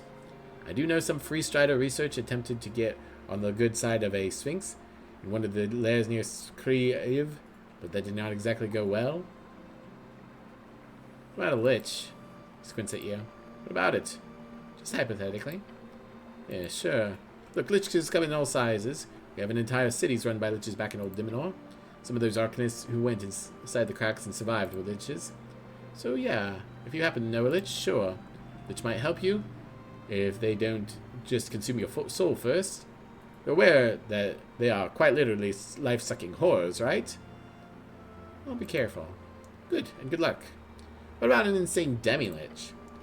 I'd suggest staying away from one of those, but really, even if you had one as your best friend, it probably would not have the power to perform such magic. I'll find a way in. He bows his head, happy to be of service. Looking very worried for your safety. Your goblin companion, who stands quiet next to you as you discuss these methods of interplanar travel, raises a hand. Just to be clear, we're talking about teleportation, like magical teleportation. What do you think? What do I think? Snell side-eyes the grinning freestrider before leaning in with a scowl. Look, I'm speaking on behalf of Lady Sageleaf when I say this. He takes you aside a few steps away from Meriadoc. The halfways want this handled, no matter the obstacle. Why does Sage Leaf really want this so badly? The goblin thinks about it, letting his eyes land upon the pillar. Then he tells you, if we don't get something tangible, like, for example, this rogue spellcaster, then the halfways will be in a really shitty situation. Because of the tea shop? Partially. Economically speaking, the city is fucking us all the time. Sorry to break it, but your bosses don't really make it easy for us. My bosses? Yeah, they suck. Agree to agree. If the whole city manages to get their way on this whole fireplace failure narrative, along with all these damn zoning disputes, legally we're looking at getting completely screwed. Lots of tenants that we have to house without any permits for the apartments they occupy. Hundreds of buildings across Tolstad. Commerce, living space, even some governmental locations. Well, if we don't get something tangible, or at the very least some type of leverage on your dear Magistrate Darrow, then... He lets out an exasperated sigh. I have to do anything I can to stop that from happening. The old lady put her trust in me. Hold out your hand. Let's have an adventure. He instinctively grabs it, giving you a solid handshake. Let's have a gods be damned fucking adventure. Turn back to Meriadoc. We've decided to go into the Pillar of Jor. Oh, how lovely! I hope you survive. If you do, I will be sure to write a piece about it. Do you know an elf here in Tolstad? Not really, no. Quite a few elven friends in the Reeds. But I'm quite here to Norvik. How come? Nothing you need to concern yourself about. How mysterious. I won't pry, I swear. Tell me more about yourself. Dangerous thing to ask a merchant prince.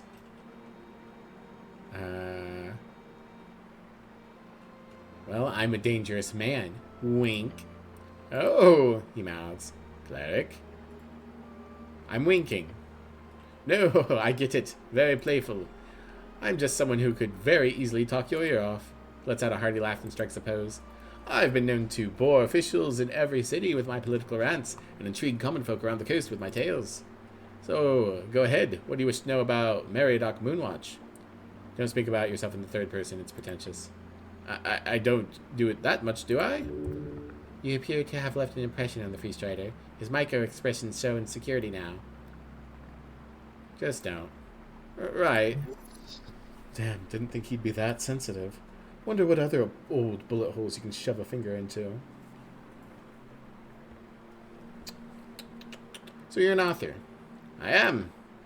Over the course of a very long and illustrious career, that's only getting started, by the way, I've written over 30 books to date. 5 historical biographies about post-war revolutionaries, those important figures who paved the way for freestriderism. Over a dozen highly regarded novellas following the adventures of the fictional mage hunter Pelric Smed. And of course, the rest are my famous travel journals, the main series of which focuses on a band each. So, and I've only got 3 more to go. Quite the writer. Sure I am. It's something to do during those long winters at my mansion in Thazen, or on those long ship rides across the coast. What is a trade prince? I oversee certain branches of the Moonwatch High Corporation for one. There are some responsibilities to the revolution, of course, but that's really more of a side hustle, the writing being one of them. Lots of politicking and lots of traveling. Very fun position. Oh, it must be stressful. Sometimes, but I like it. Perhaps I'm a bit of a thrill seeker, though. So you just travel around a bunch? Most of every day, every year, yes? I haven't gotten tied down yet, so this exciting lifestyle is what I've chosen. We'll see if that changes in the future. Perhaps I'll get married. Who knows? What about you, good fellow? You tied the knot yet? Your heart, it's pumping. Whatever you do, do not act weird. Your goblin companion glares at you. Feel dizzy. Ow. Oh, sorry. I must have mumbled. I said, do you have yourself a woman? Or perhaps a man? I'll be honest, I've yet to research how the Earthfolk manage their intimates. Buggering isn't outlawed here, is it? Gods, I hope not. I attempt not to faint. Sorry, must seem like a strange question, but you'd be surprised. There's tons of cities around the coast that try to regulate and codify what people do with their bums. It's all quite ridiculous. Need to stabilize myself. I want to talk about something else. Attempt to have this conversation. Yeah, we can do it. You have Snell for moral support. And Meek is here. We can do it. You raise your head. The nervousness is gone. Hope it's not bad to ask. Look at the free trader. Ask about what? Oh, sorry, I must have been unclear. I just wanted to ask about buggering. The butt. Yes. Is it legal here in Morvik? Yes, I believe so. Norvik has no laws dictating sexual activities between consenting adults. Legal courtship and marriage is also open between all folktop and adult people over the age of 21 in human scaled years.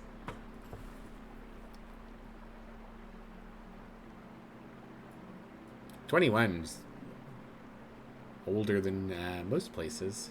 Interesting. I'll say it. It's legal then. Good to know. So about my original query then. You got yourself a special someone at home, my good fellow? Your sphere of annihilation. Clear your throat for an uncomfortable amount of time. No. Oh. Stare at him nervously. Well, I wish you good well in the future then. If that is a thing you even want to begin with, of course. Many go through life alone, and many do it without a standard experience of love. And that's all valuable as well. Keep staring at him. He nods and smiles. Give me money now. Nah, okay. Oh no. What? You literally missed the opportunity to ask him. What? When? When you saved him before. That would have been smooth. Now it's too late, maybe. Don't. Why are you here? Great question. I want a covert expedition, you see? Lean in and whisper. Covert? Yes. I'm on a journey to document the experience of the esoteric wonders beneath your city of Norvik. Meaning the maze of the Water Temple, the depth of the Fungal Valley, and of course, the great undercoast path itself. Water Temple, a half-frozen, half-submerged spiral maze in the city below. Found underneath the mouth of the River Torna, it is said to suck in a portion of the river's water, sending it to the undersea. A similar temple is said to be found at the start of the river, far inland, near the edges of the infinite wastes. Long have you been here, then? Just a few days, I'm afraid. Currently writing my next book called A Free Strider's Guide to Asken. But writing a travel book about a place you've never even visited sounds a bit silly, doesn't it? He laughs. It's quite the thing, this job of mine. I use my trusty collection of spells to make my way down. Some invisibility, some detect magic, some charm person. Charm person, a first level enchantment spell. If the target fails the wisdom check, you'll be their favorite person for a little while. Of course, after that, they will surely hate you, but who cares about that? Following the direction I bought from an old retired cleric, a recommended source, I found the hidden path down from the Tolstad tunnels. Easy trip. Surprised me, really. You know a fair amount of spells. Stretches a bit. Looking uncomfortable. Not something I like to advertise, but yes, I've been trained since I was a lad. As you might imagine, the horrors of magocracy make magic a less than desirable skill among free city leaders of all kinds. Tell me about this old retired cleric. Of course, a fellow named Boris. He lives with a monkey. A what? A gorilla, to be precise. Ape, I suppose. His roommate. I'm not entirely sure why I mention it, but it just seems like the most natural point of interest about Boris's character. I was recommended to him as a source of information about delving and Norvikian navigation. He's apparently served as a cleric here for 40 years. Hells of a career. A gorilla. Again, it's a very interesting detail, but I suggest meeting with him yourself if you want to know more. Looks away for a moment. Boris, yes. Lovely fellow. And the troll. He grunted and rubs his eyes. I really should have been more careful, but once I reached this far down, I figured it wouldn't be any trouble if I just rested a bit under one of those mushrooms. Mostly to regain my spell slots. And, well, there's not much to say. I was thrown in a cage, interrogated a bit by the brutish troll. Spent my remaining spell slots on him, but nothing seemed to work. How did you manage to talk to the troll? Sure. If by talk, you mean him screaming at me and threatening to eat me for a fair bit of time. Lovely experience. It'll go straight in the book. The last vestiges of Ascani's brutish past. Yes, that'll work. So no useful information. Well, the brute did mention how much he hated Earth. Sounded like he was one of the few who survived your dear god's cleansing during the city's founding. He also spoke about rebuilding the tribe, but I'm not even sure what that means. So good riddance, I say. Such a beast has no place in civilized society. Compared to the half-giants of Orgeni, I do not see any potential in trolls. He glances towards your goblin companion. Goblins, for example, are more or less stellar examples of the democratization of tribal cultures, if you'll pardon the expression. Snail looks tired. Happy to be a stellar example for you and your ideology. Either way, he's gone now. Hopefully. The way he fell down into the deeper reaches of the gravity flip should suggest a gruesome death. But don't take anything like that for granted. What makes these parts so wondrous and horrific both is the esoterically unstable nature of the strings. You never know what you're going to get. Alright. That's all I got for now. Very well. I think I'll pick myself up a bit here. I think that darn bastard troll tossed some of my belongings down the riverbed.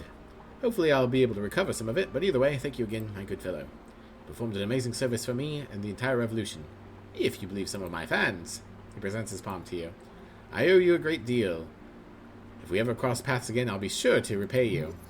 Don't shake his hand, you'll look like a fool. The hand? Wait. That's the wrong voice. The hand? Wait! Present your palm. The free strider shows you his palm in an open gesture. Well then, if you need anything else, I'll be here for a little bit. But good luck out there. And if I have time, let us speak again on election day. I'll be sure to hang around Tolstad when it's time. Alright, goodbye, Prince Moonwatch. Oh, there's a bridge over here. Okay, cool. More. Oh, the pillar keeps going down. The pillar of joy towers before you. He's speaking with you. Touch the pillar. I guess I should go to the top part if I want to try to enter it. Let's just touch it. Place your palm against the damp and soft surface. Yes. There's sentience inside. The strings are connected with something beyond. It is easier to make out down here. It appears the esoteric power grows more intense the further down you go. However, we could try to reason with this sentience if you so desire. Could be useful. Try to reason with it. Oh boy. You've felt it. You've talked to it. You've meditated on it. Yeah, I'm eventually going to need to do every skill. But that's okay. I can make a DC 5 with disadvantage. Or can I? I can. Now, with the pillars so far beneath your dear decaying city, the voices are loud. You know damn well what they are. Only a fool would ignore it. The unreasonable amount of death. Press your palm hard against the surface. Many have written about the Pillars of Jor. Modern scholars talk about them as nothing but relics of the gates themselves, in two other worlds. The worlds we all came from. However, Arcanist knew better. While it is not common knowledge, most would consider it nothing but an esoteric conspiracy. The great men of old Dimenor understood the pillar. They knew they are gates. Gates. Dormant gates. These whispers beyond are not some alien mind attempting to converse. No, it is but the mindless chattering of souls. Souls of our dead. They are finding their way to these dormant gates. Why? You cannot tell. But that is what the screams are. The yellings of the dead. How horrific. Let go of the throat. Yes it is. But this is as far as you go. You understand little about this esoteric relic of the Gate Era, except the souls. You feel the dead inside. Oh. Yes, something to analyze at a later date. For now, having discovered these many levels of the pillars, you feel confident in traversing the paths between them. You have unlocked fast travel between the levels of the Pillars of Jor. Oh, interesting. Nice. It's good to know I've secured these paths, feel a connection to the pillar.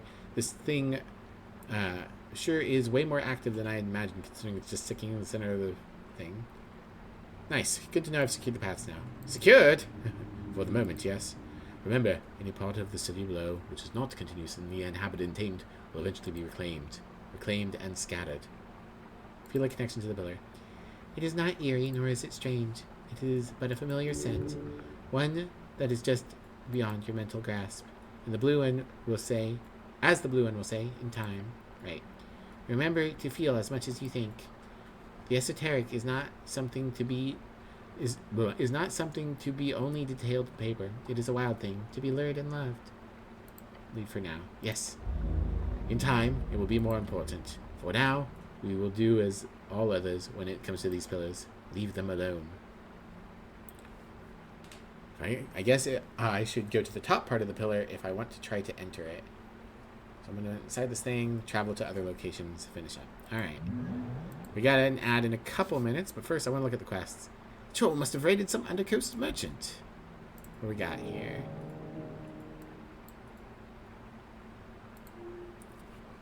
So the Star Witness can take root here in a second. We now have the Gates of Jor as a quest. I've popped Free Strider once just by being nice to the Free Strider man. We've locked in the Esoteric Ebb. And we've locked in the class conflict. Which hopefully will let us pick Druidism. I've said Cleric a lot because we literally were a Cleric at the start. Alright, we'll take the route with all these thoughts in a minute. But for now, time for our advertisement. See you guys in 3 minutes.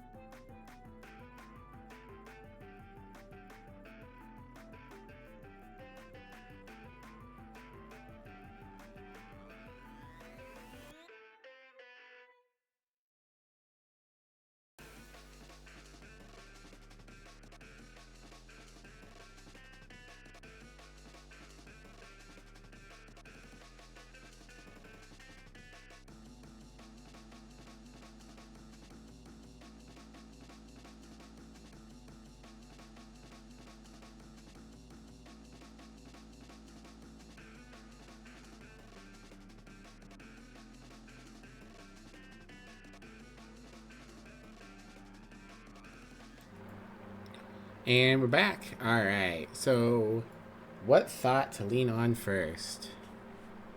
I feel like we should lean on the earlier ones first. The Esoteric Ebb. I mean, that's the name of the game. Delve deep, sought far, seen within, watched without, the pillar of Jor, an ancient bulwark, its gate rising beyond.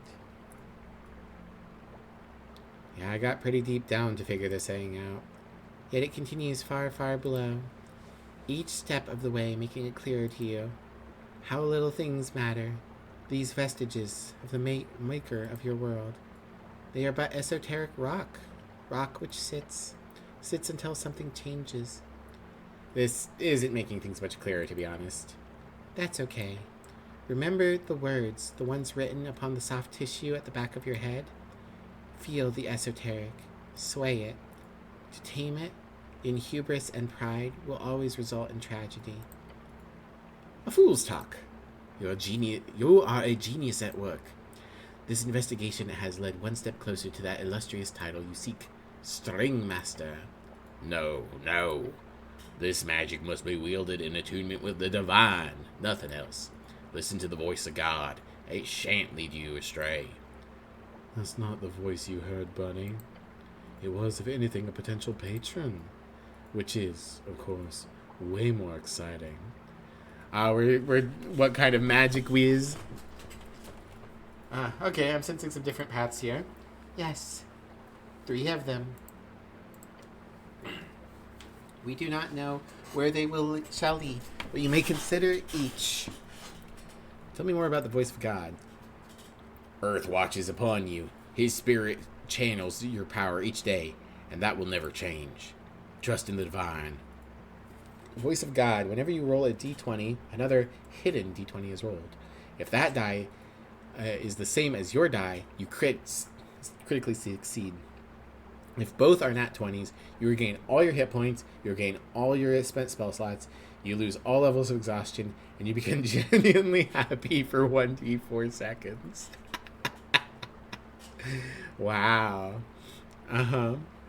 Okay, so the odds of rolling the same number on 2 d20s would be a 1 in 400. So, extremely unlikely to actually matter. Tell me more about String Master. Focus on your mastery of the esoteric. The knowledge, as cryptic as it is, will help you on your way. String Master. For each level of spell slot you have, you gain 1 additional maximum spell slot. That's pretty useful. Tell me more about communing patron. You got a friend beyond. They'll take care of you in a win-win sort of situation. Communing patron. If you take damage that would cause you to go to 0, a mysterious force protects you. If this happens, you take no damage and lose 1 first level spell slot. Don't have any first level spell slots, this doesn't happen. And yes, this is different from the godly voice thing. It's mostly aesthetics, which is the most important aspect, to be fair. Alright, well, I mean, none of these is exactly like, yes, I want to pray to God. I want to commune with a patron. I want to be a string master. But I'm going to go with String Master because it's the one that's mechanically the best. I've made a decision. Well? Yes, you know it. Come on. String Master. One step closer to domination. Soon. Sense the pillar and move on. Okay. Now, I believe to actually equip that, I have to remove something. But first, class conflict.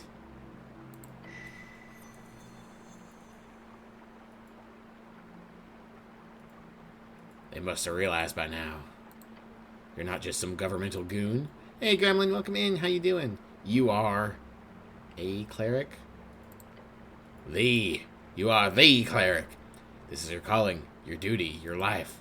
Since you joined the Earth Guard to make sense of this unruly life of yours, it is your calling. This is where you found your zealotry, your love for the city, your meaning in life. Feel clerical. There are other trails as well. One's more in tune with your natural inclinations. Of course, all this druidcraft. Yes. You have shown promise as a primal caster, a friendly local druid. That is also a choice you could make in the coming years. One that would suit your demeanor well, and potentially grant you access to a healthy friendship. Those things, whatever you say, is not what your innards craves. Those things? The others. The job, the craving, the moving, the thinking. You are thick. If you keep taking hits, if you get back up, even with a world upon your shoulders, suffrage, order, buildings, home, hierarchy, nothing natural, all fake. No, your body craves the real. Fresh meat, flowing water, green grass. A brute, a barbarian of Ascani. That is what untangled the knot in your stomach, and so on. All right. Tell me more about the cleric. I assume that if I triggered the other 3 classes, they would also be options here. Or maybe it's just the first 3 that I poke into. With that name as your pride, you will keep going through divine sacred magic. Your healing spells are increased by extra proficiency. Your heals can also be increased by your strength modifier instead of your wisdom modifier if it's higher. Tell me about Ascani barbarism. Your skin is iron, your flesh is stone. As you crumble, you grow harder. You get back up. Whenever you are at or below 25% HP, add an extra proficiency on all rolls. Ooh, that's pretty cool. Tell me about friendly local druid. Spend more time in the great outdoors. That is the first step. Friendly local druid. Extra proficiency in rolls when in natural habitats. This includes outside areas, overgrown areas, and caverns. Moist holes also count. Well, I gotta screen and cap that for my friends. Womp. Since I'm not sure if Mozelle's still here.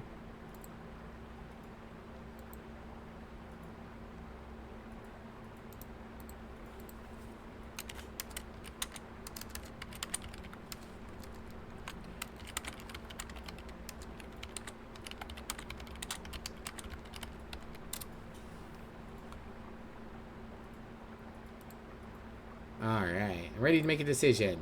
Yes, it is here. You know. Choose friendly local druid. Lovely. Too many feats chosen. The local commune will surely accept you. A wonderful time ahead. Yeah. Whoopsie. Womp womp womp.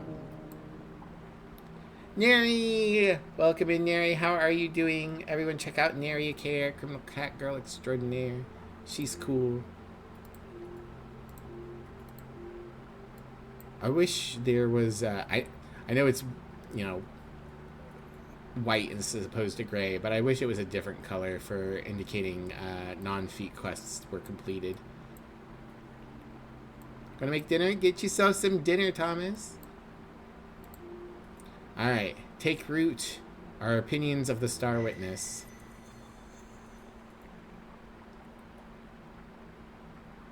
Be aggressive. Be aggressive. Be aggressive. Be aggressive.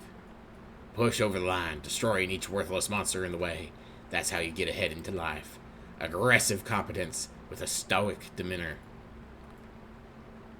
What? Where's this thought coming from? From you.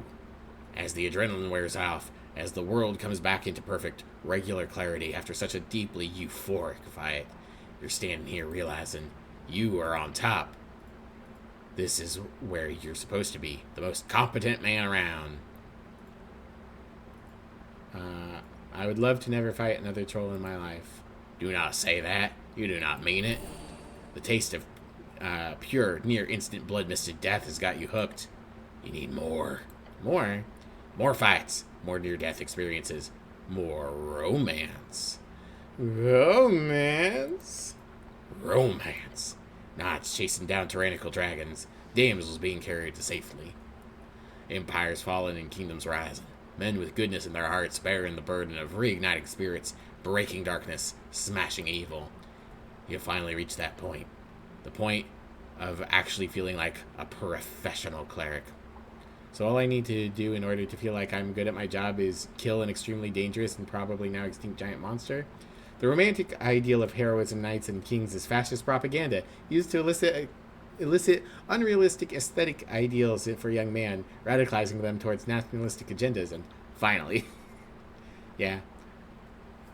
I mean, I would not say that the romantic ideal of heroism, knights, and kings is entirely fascist propaganda, but there are definitely elements that can be used as fascist propaganda.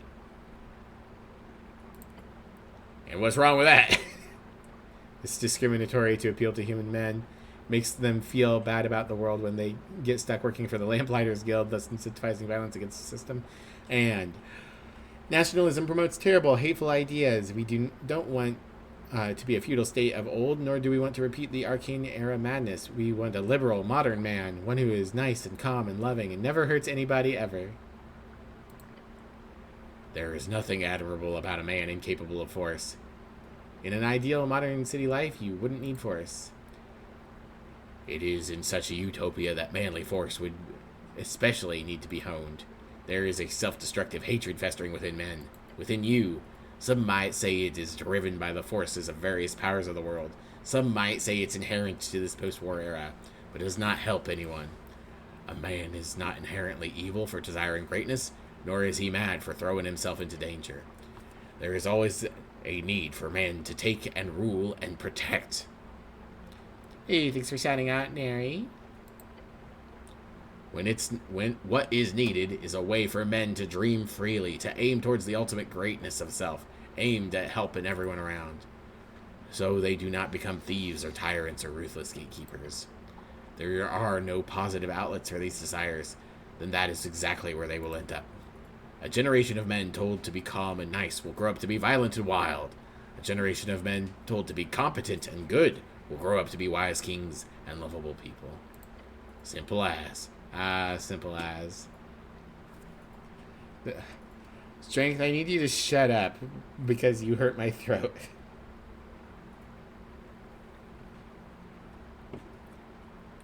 Bum.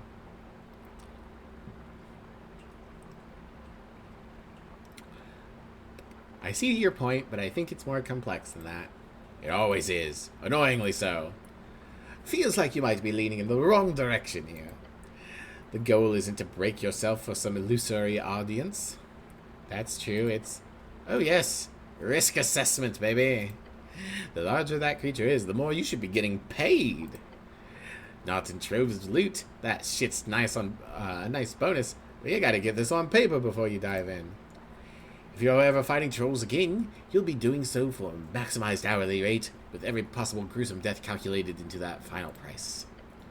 Your life on the line. That pouch is getting fat. Them's the rules. I'm not for sale. Can you even say that with a straight face?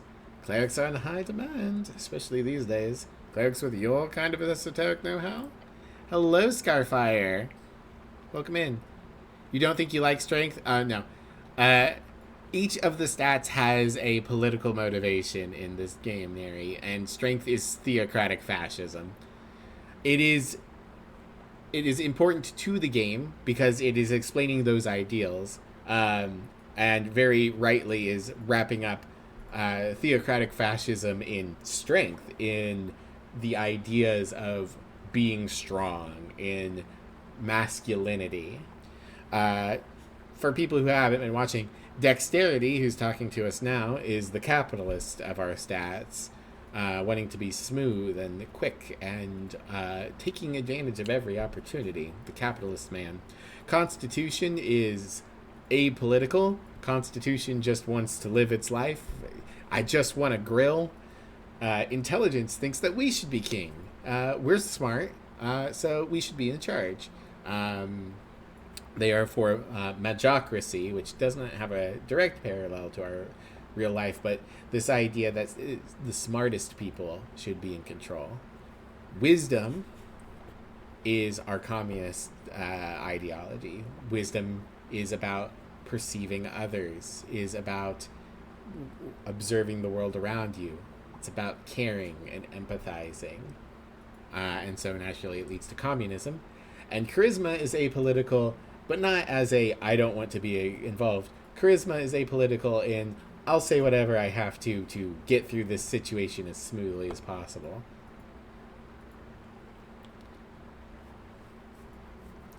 It's very good. It's good to see them debate because it is good to have your ideas vocalized and worked through and to talk about them. I really like this game.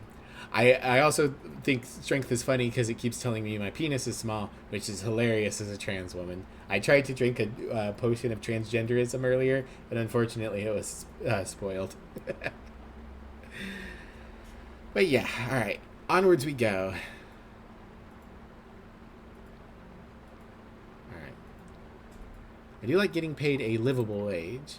Oh yes, the towers are infamous for their tight budgets. After all, gotta make a living somehow. Taking the gamble for pay is good, sure, but to actually live to tell the tale, for that, you need more than luck.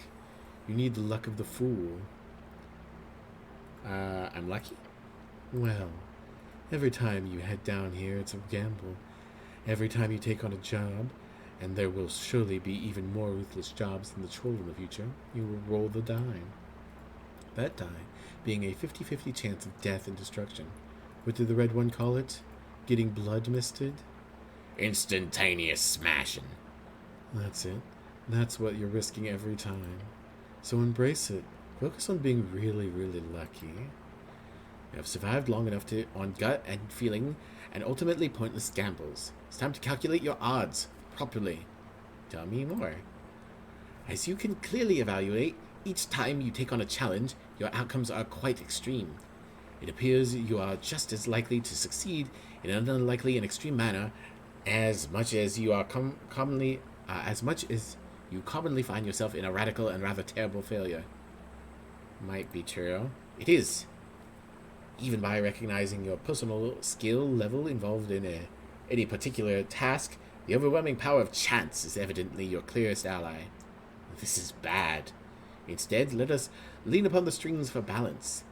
A tightly strung balance, one born out of a beautiful, curved yet balanced bell.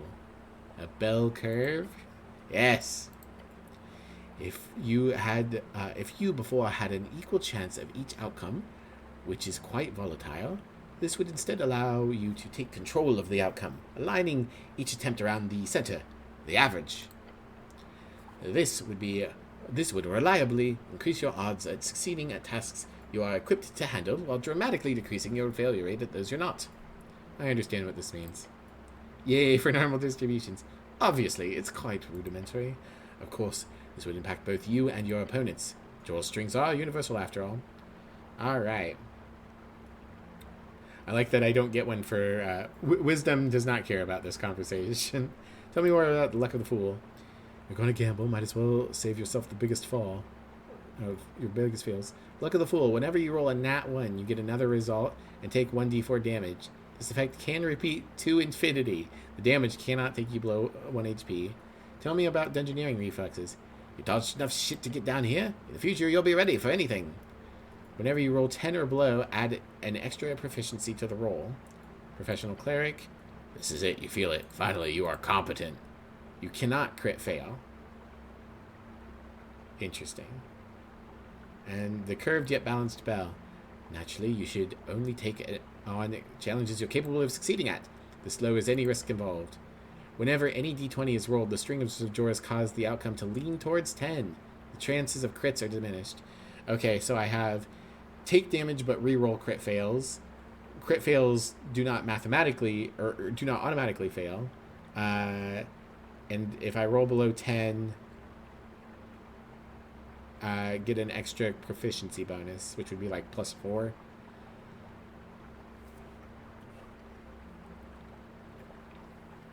I don't know if I want to equip any of these, but I think I'm going to go with Luck of the Fool. Alright, make a decision. These are tools of your trade. Each will help you in some way. Your choice here is to focus on the path. Oh, my enhanceability. We're off. I forgot that these take time. Luck of the Fool. I'll be very happy about this the next time you're about to stub your toe. Thus it goes. Guess I'm a troll killer now. Yeah, it is now past noon. Alright, and we have filled in several quests. Alright. Too many feats chips. Right. If we go here, we can forget a feat. I think.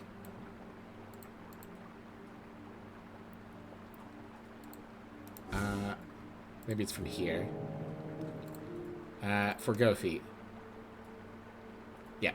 Remove Democratic Herald from your sheet. You can only get it back after resting. Yeah. I am fine to lose the tiny bit of healing that democracy gives me. I could get an extra spell slot. I could get extra proficiency in natural habitats. Or I could get the luck bonus. I feel like the extra proficiency is what I want. And then reading the room is advantage on beholding. I don't think I need that anymore. I've already beheld a lot of people. Friendly company. Short rest, always roll hit die with advantage. Snell also gains extra proficiency in his initiative. I like Snell having advantage, so I might get rid of reading the room, which is this one. Forgo reading the room in order to grab Esoteric Ebb. Bam, look at them spell slots. Alright, well that ate a lot of in-game time. So let's see what else there is now that we're across. Your stomach churns. That's not a good sign. Snail door. It allows you to enter. Let's get these mushrooms. I still have exhaustion as well. Lingonberries.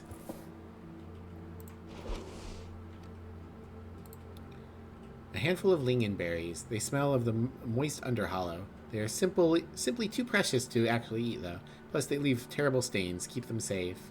1 wisdom, -3 charisma. Okay. Interesting. Let's go this way, because I think there's an apple. There's definitely something else over here, but I don't think I can actually reach it. I need this bridge to be repaired.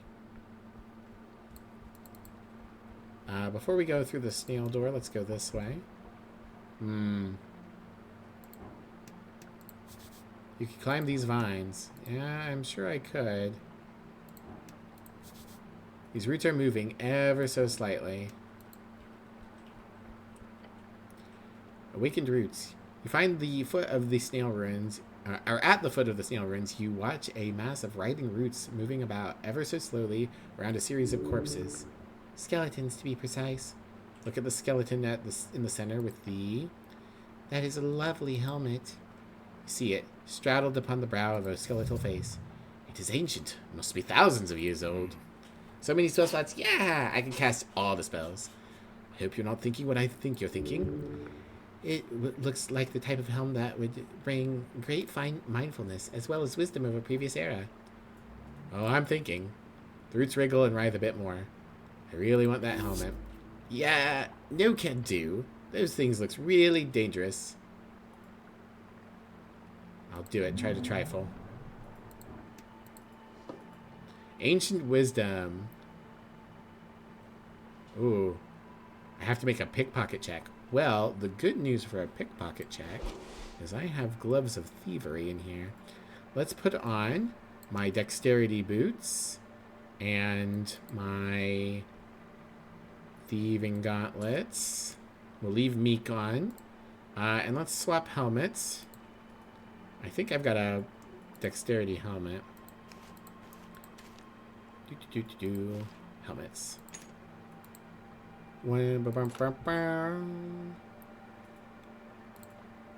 Yeah, the salad.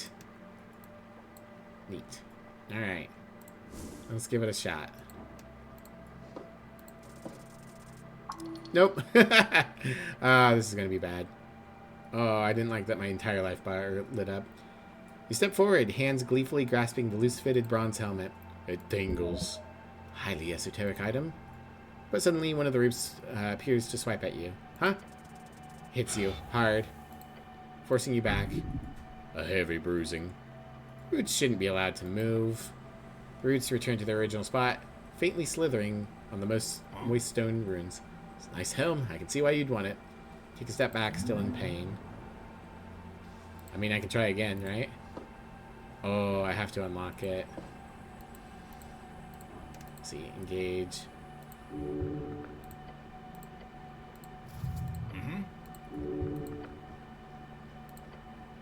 Can you grab the helmet for me, Snell? Good, sure. Should, probably. Will, absolutely not. Alright. Well, I'll have to come back for it later. Hello, who are you? A headless decaying body. This one belongs to some type of druid, it seems.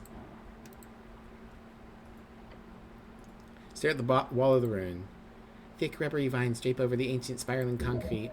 It's a vertical ascent of roughly 20 feet. Vines are slick with fungal humidity. Mucus. Going to be slippery. It's going to be rough. Cast Druidcraft.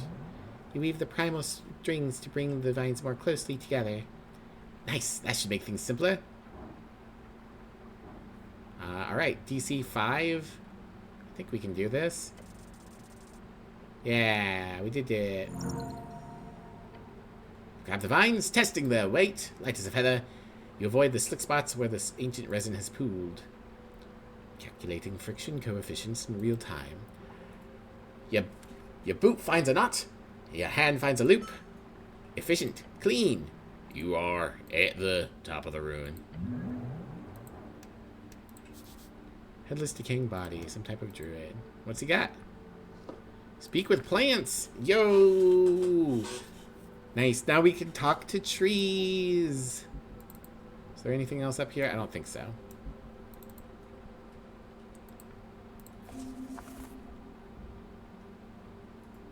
Third level spell. Oof.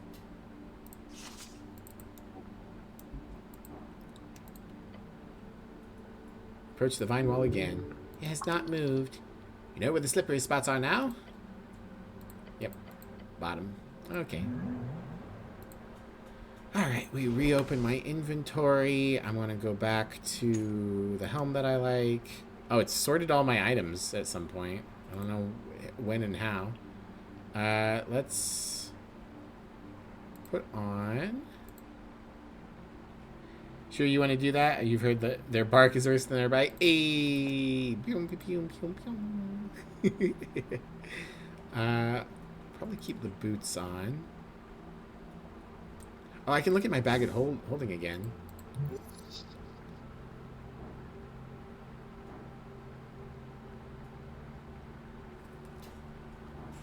Probably not while I'm exhausted, but eventually I want to try and get more stuff out of the bag. Especially if I could, like, set up my stats for it. But right now I want my stats set up for things I like. Excuse me.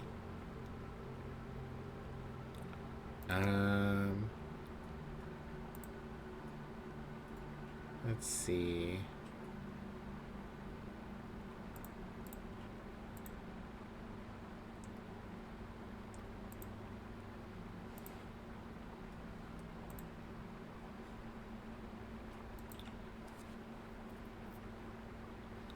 Manage an esoteric events.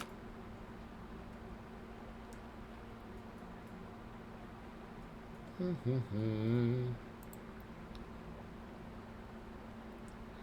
think I'll put on the tooth for now. It'll regenerate my hit points. Well, I guess the ideal thing to do would be to like swap it on right before each hour, unless the game keeps track. Old Prison, Upper Hollow Ridge.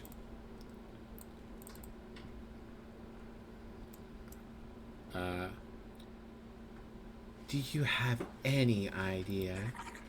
Master, beware! How frustrating you are. Oh boy. That voice, young and androgynous. You knew this.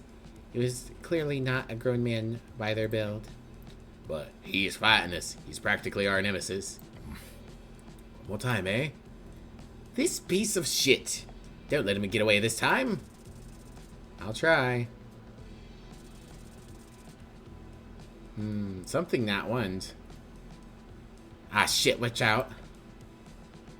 Master Assassin lunges forward. Die, die, die! The dagger connects. An agonizing feeling shudders through you.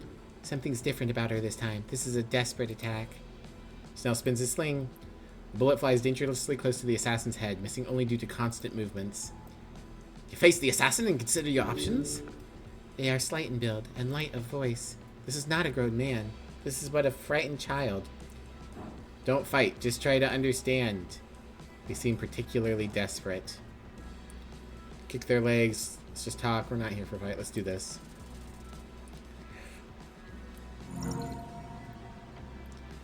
There is desperation here. This assassin goes to great lengths to remain concealed. They want anonymity. But today, there is no such fear. Or they have a greater fear that trumps it. That's it. They are being pressured into this attack.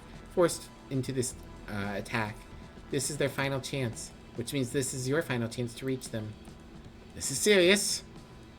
Some sort of squirming shadow has already started to form around the assassin. The shadows form, begin to writhe and spit out tentacles. Had nusu kishti numezu. The tenebrous coils grab and slap at you, carving deeply into your spirit. The goblin's struggling with the tentacles as well. Why do you keep doing this? Stop! The masked assassin tries to fake out the goblin as he winds up another shot. Fuck you. He fires off the stone, hitting them squarely in the upper thigh. The masked one, while actively channeling potent dark energies, lets out a high-pitched scream. Jesus, are you a kid or something? We don't want to hurt you. Stop fighting. Fuck you.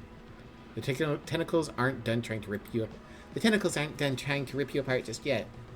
They are placed such that you can't make it to the assassin before you deal with them. Smart. What do you do with them? Resist the tentacles. You've felt their sting already.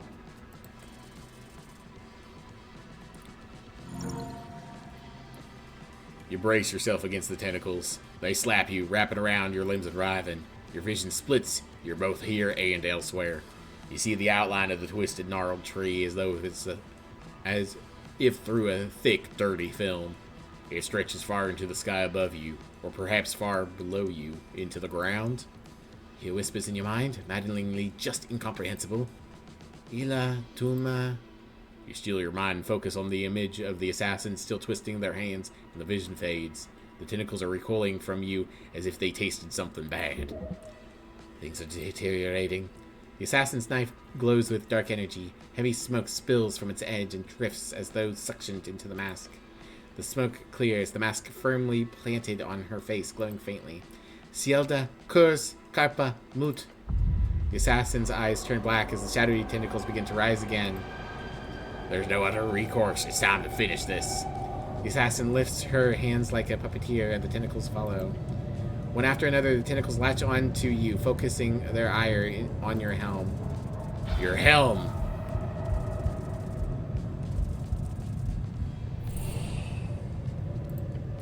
Queasy death throbs in your blood. The goblin whips another rock at the assassin. The shadowy tentacle slaps it out of the air at blinding speed. Oh gods. One last chance! You will finish this. Strike. Strike true. Oh boy, I don't have anything else. I really doubt I'll make this.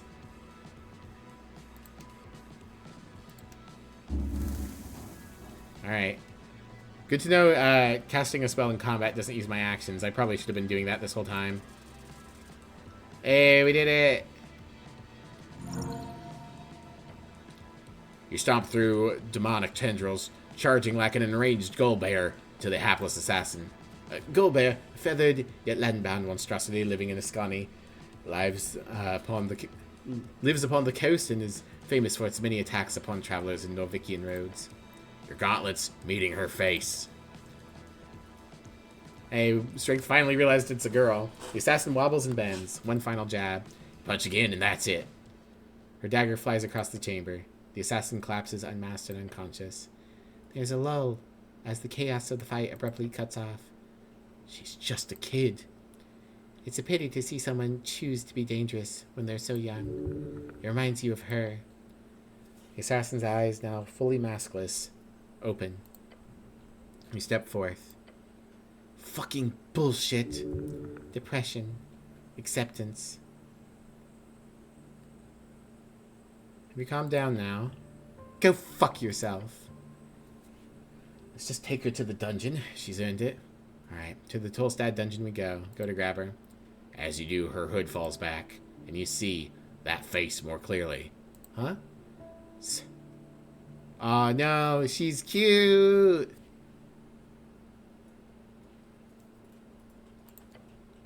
Oh shit! Oh shit! Wait, what the hell's? That's... Wait, are you... Take a step back. Lady Freydis Darrow. If you tell my dad about this, I'm going to actually kill you. The girl scowls. The daughter of your boss? Oh no. So that's what teenage girls do these days when they want to act out. They sign eldritch contracts and stab clerics. How terrible. You feel for anyone forced to be born to such a high-class family. I see. Teenage rebels rage, even among the bourgeois. Oh god, you're one of those. What, an Asgal? Ugh, never mind. Half-dwarf, be an Asgal 12 times. We did it! We're building communism, baby! You view every societal issue through an Asgalist lens. Now, will you let me go? What makes you think that's even remotely a possibility? Because I'm so nice. She gives you a sad smile. That's good acting. You can barely even see through it. She's good. Scary, by the way. No, you don't get to be snarky after what you've done. No. Go shove that stupid slingshot up your ass, goblin. It's not a... He shakes the leather strap. It's a sling. It's a weapon, not a damn slingshot. He's very correct. Even a child with a sling can bring down a giant. Let's put it like this. I'm going to walk out of here, and you're not going to mention a single word about this to my dad. In return, I'll stop trying to kill you, okay?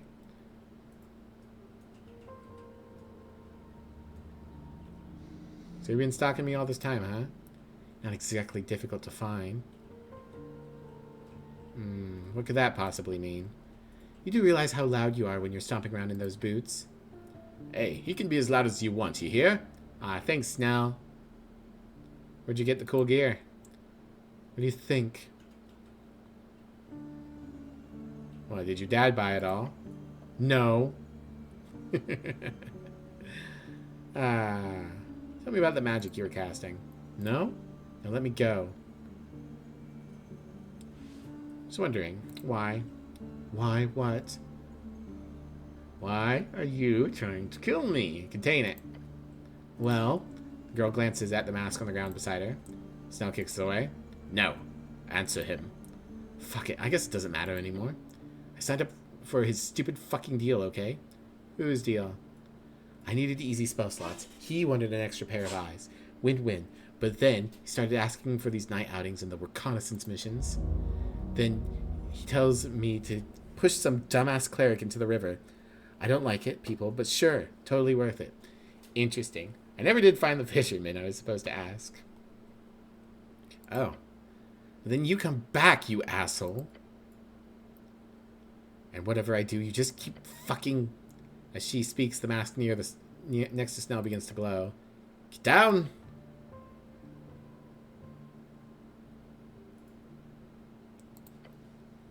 Damn it. Knew that would happen. Esoteric bullshit. Explain. You happy now? You just broke my damn contract. I just broke my damn contract because of you. She lets out a loud groan. I am a warlock. Or was. I had a whole thing worked out with Mr. Toilet Worm. Mr. What now? Oh, whatever. I don't care anymore. This deal was ass. I didn't want to do it anymore anyway. So there. I'm actually perfectly fine with my awesome mask being turned to dust. It's fine. Really. She does not sound very fine about it. She gets up and drops her cloak. I'm going to leave now. Should I just let her go? She's lost her patron. That does mean she's lost her powers entirely, even if they were channeled through the mask. But since she clearly has no reason to continue her misguided attempt at killing you, Might as well let her go. Less trouble that way. Darrow will be pissed either way, but he'll be less pissed if you don't make a big scene out of it. Let her go. A young girl gets caught up in trouble. Best you can do is cut her some slack. She will surely learn from her mistakes. There is darkness in her heart. You do not wish to remain near her for long. Fine. The bratty teenager starts walking towards the exit. And seriously, do not tell Dad. Ha! Goblin lets out a series of stilted laughs. Ha ha ha! Fucking hells, a teenage girl and your boss's daughter. It's actually pretty funny, you have to admit. It's more sad than anything. Well, let's go see if Mr. Toilet Worms is hiding in any of these tunnels. Meek agree. You hear your scarf mutter, then shiver. Bad thing in here. Deeper. The grand hall around you, the one so filled with the sound of clashing blades, now grows eerily quiet. You see two paths, each leading to the darkness. Time to see what's down here. Ooh, do I get her dagger? Nice. Unlucky blade. 3 dex, -1 constitution, advantage against lawful creatures. Interesting. One of those ancient daggers that once had the capability to cast Wish. All the charges are spent, but the esoteric energies inside are still rumbling, causing a tiny esoteric pocket to rage all around it. While holding the dagger, you perform the exact opposite action of the one you intend to perform. You say yes when you mean no. Attempting to stab the blade in the air causes you to instead shove into your own stomach. So let's just keep it holstered for now. 3 dex, -1 constitution, advantage against lawful creatures. There's a path this way. There's a thing up here. I'm surprised this mural isn't something. There's a path here. Alright. Well, while I think about what we want to do, I'm going to, I think, run to the bathroom real quick. I'll be just a minute. BRB.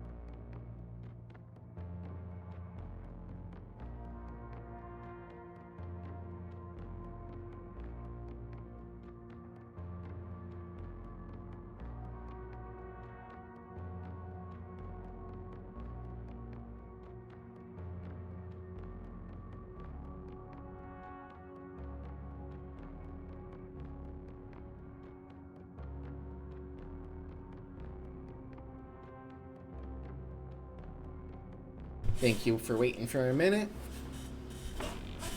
Seems I can focus on the thought of election week.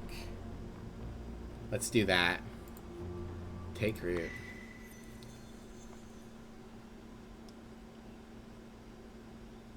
You've expressed some opinions lately.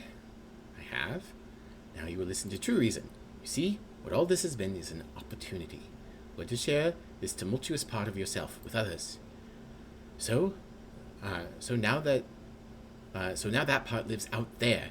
It will stay there for some time, collectivizing into the zeitgeist, growing, decaying, until it festers into an unimaginable beast of bureaucracy.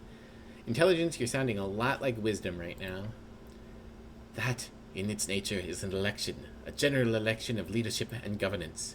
It is, of course, a complete farce. Interesting. Attempt to ask yourself for real this time, what should I vote in the election? No, I didn't make it. No. Asking such a question is not valid, for democracy itself is flawed. How exactly? If you need to ask, then you're not ready to learn. Why is it a farce? Because no one seeks answers, only power. The true order was corrupted and betrayed long ago. What's the true order, then? During the Arcane Era, it was men who rose above all else. Wizards with unimaginable power used a perfect system of meritocracy to lift themselves up and build empires. These great men fell when the rules betrayed them. Their powers stifled, their minds corroded. The Coastal War was bloody and sealed the fate of this order. Great men? What about great women? It's not as simple as that. There are many reasons why men rule among humans, just like there are many reasons why humans rose above all others during the Arcane Era. One day you will tackle this topic thoroughly, with statistics. It's not this day. I know what to vote for. Social democracy is the only ideology that does not trample upon the safety of the working person. Asgalism, as it appears in Norvik, is good. True good. Your stomach rumbles. The agrarians are not even represented. This is very upsetting to your gut. Tell me more about the Asgalists. For your brothers and your sisters, for everyone below you, to flatten this uneven city, to make everything just and good. It is a simple dream. Asgalism. Asgalist, whenever you take damage, move one step closer on a secret 3-step counter.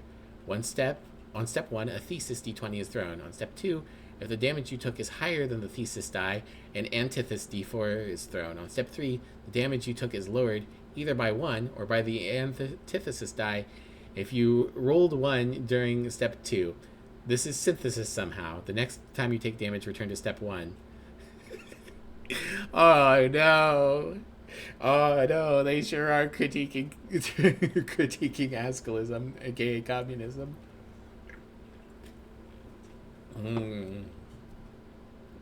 What the fuck?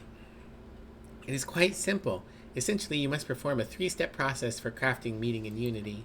This is how we grow. Yeah, it would be interesting, but I don't want to waste the time, and I do not care about any of the other choices. I'm ready for my decision. It rumbles. I am an Asgalist. You will make the world better. 1000 XP. You feel a great deal of knowledge from dealing with this burning question in your heart. Good talk. Ooh, I leveled up.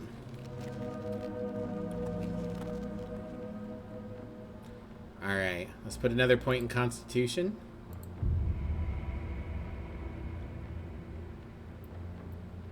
Sad that doesn't remove my exhaustion.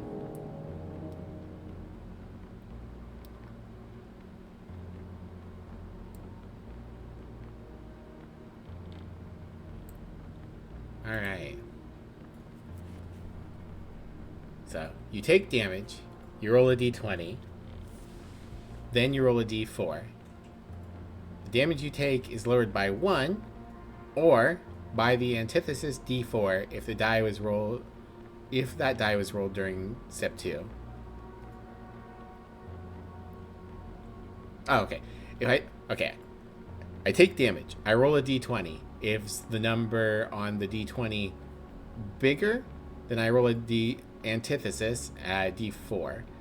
If I rolled a lower number on the d20, I reduce the damage by 1.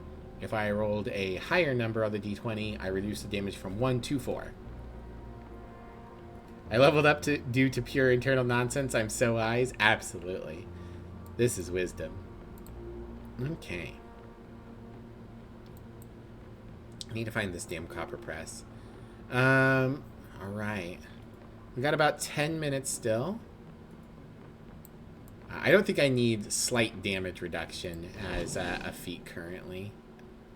I do need to eat, though. I have so many mushrooms.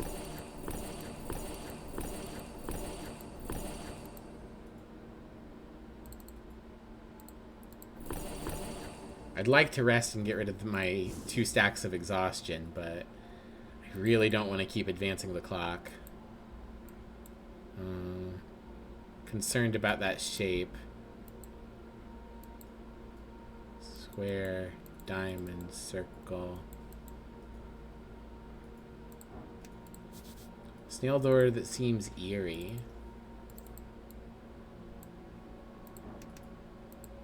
This one has 1. You approach an iron door.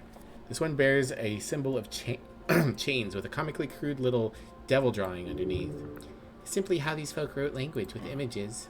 Don't like this one, it's wrong. The air feels wrong. Oppressive. Heavy. can cast Comprehend Languages. It would get rid of my Enhance. I think that spell is one that's concentration. I wish I could check my spell book during this. Not today. Another snail door. Let's see what this one has. Always -1 damage on every other time you get hit. You approach the iron door. On it, a paper carrying a symbol. Looks like a flame. Heat radiating. Is it just me or is this door a bit hot? The air almost shimmers. Your goblin companion takes a step away from it. Faint sound like a whisper in the tunnel. Mortal. Huh? Make an audibly confused cleric sound. I wish for you to know my peril. I am Galbatar, the one of the pearled flame. I have been trapped here for many years. As the top Ifriti of the Crimson Court. Ah, no, I don't want to get the Crimson Court freedom. I would go to heavens and hells to serve you, if only you destroyed the seal that holds me here. What do you want? Silence. Then you will free me. You will free me. The word explodes from the door. Heat washes over you. Why should I? Because I demand it. Entitled creature. The Afridi composes itself. You must listen. I have power to grant you more than anything else that of that mystical nature ever could. How intriguing. Then you have a good eye and a good ear. Break the seal, free me, and I shall grant you a great service. Maybe I'll look into this later. Okay, so this is like the, or at least my partner's interpretation of the Amber prison from Ravenloft. Bunch of mystical beings. We got pipes here. We got a big watering hole. We have this other tunnel back the way we came.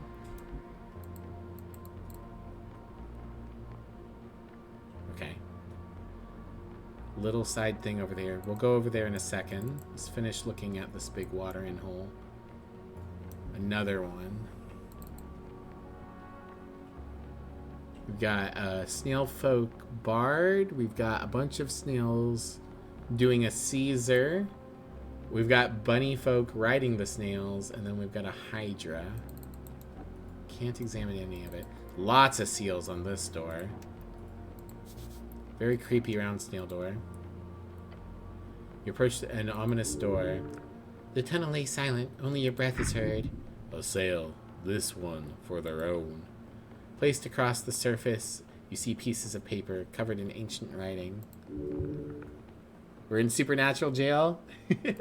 I've never watched Supernatural. I really should. I'm a big fan of the tabletop monster of the week, and Supernatural is a big aspect of that. Let's see. I can snooze my ads real quick. Buy myself some more time. Seals. They keep the spirit inside stable. It's freaking me out. Gonna head off and eat dinner, but good luck, Mivlia. Hey, thanks for stopping by, Royal Blue Wizard. I'm gonna be playing more of this tomorrow if you want to swing by again. But regardless, it was nice to meet you. Have a good dinner. Seals. Esoteric shackles, yes. This is a prison. Indeed, these are cells. Cells of the soul. Look underneath the crevice of the door. Look around the crevices of the door. Underneath along the sides. You press your head against the ground, against the walls. You see clearly this door does not lead anywhere. It is not tightly sealed, nor is it very fastened against the end of the tunnel. It is simply an iron door sat upright against the wall. That's actually freaky. Feels cursed at minimum. Magical prison lost in time. Something is inside. Talk to the door. Hello? Your voice echoes down the tunnel. Then after several seconds you hear, There is someone here? Light voice dances in the air. It gives you chills. Are you inside this door? There's silence for a while longer. Then the voice says, It's been long. I see lots. I feel lots. And who I hear you beyond the door. I have a favor to ask you. Depends on what it is. The voice is silent for a few seconds longer. The suspense is great. I'm sure it'll just... Please save my husband. Ow. You catch a glimpse of the goblin giving you a wordy expression. I do not hear. Do not speak your tongue. The strings grant me these few words. They broke his soul into paper. He made a grave mistake. But this punishment, it is cruel. They wanted him to see the world, to lose everything. My love, my foolish, very wonderful husband. I don't understand. We will help, don't worry. My favor's written. The voice fades beyond the door. Lady, we'll get you out of there. Interesting. I'm surprised Snell has had this reaction. She really tugged at his heartstrings. Please break him out. Break the paper. Speak his name, please. Save my Iskrum. Pleading voice then stops. Lady? Hello? Nothing. Jeez. Something else? I don't say anything. She needs your help. But are you the right one to do anything here? Yeah, let's look into this. Celestial tears. Look at the symbols. Leaning and checking them closely. I do not know this script. However, it is most likely some type of seal, most likely in the snail folk's lost tongue. I'll get back to it later. I don't want to risk it. Not without more information. Iron snail-like door. Alright, what's the last prison? You approach the round door. Upon the surface, a single piece of paper clings to the metal. This one, a crude drawing showing 3 creatures. A lion, a goat, and a snake. A chimera. It'd be nice to have a language that just shows pictures of what you're talking about. The symbols carry a deep meaning. A seal, a prison, a warning. I like the goat. You also notice a crack in the door. It's small, found in between several large pieces of shells. I can cast Speak with Animals here. You like the goats now? Yeah, it's a nice drawing. I have no personal issue with goats. Lions and snakes, though. Dangerous. Don't like that. I thought you liked catfolk. Catfolk are great. Lions, not so much. Now, can we leave this thing alone? It gives me the creeps. Look through the cracks of the crevice. Press your helmet against the crevice crack, peering through the narrow gap between the iron and stone. Darkness, then... Eyes. 3 sets of eyes, glowing faintly in the black. One pair burns with amber fire. Another gleams with unsettling blankness. The third, cold and reptilian. Something's alive in there, more than one. Of course, the goblin sighs. Why wouldn't there be? Alright, another snooze. So, we have a chimera. We have some sort of snail folk that's very much sealed up, that is claiming to not be that. We have an Ifrit, who's almost certainly not trustworthy. And we have a final door that I didn't talk to at all. Let's ask this door who it is real quick.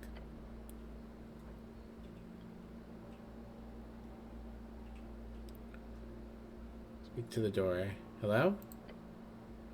Tom? You don't understand these words. It's not common. Necto. Try speaking louder. Hello? You hear a grunt.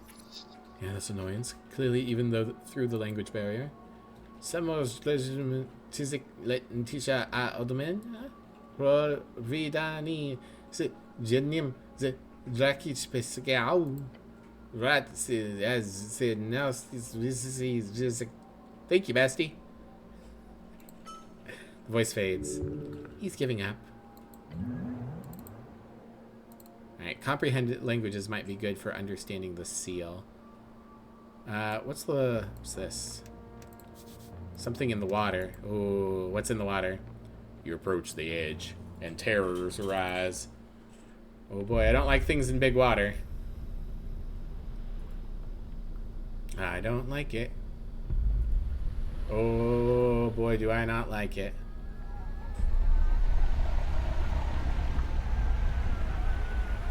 Mantarok, what are you doing in this game?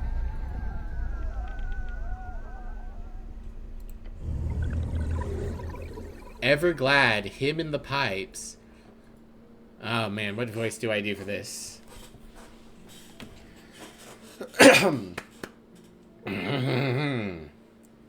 Hello, Rockin'. The mall below. Huh? You hear hyperventilation coming out of the goblin. Can you truly stand against a creature of the void? No, no chance in any hells. Pray and kneel. Try to calm down. Breathe. You hold it in. You must. Hold it together.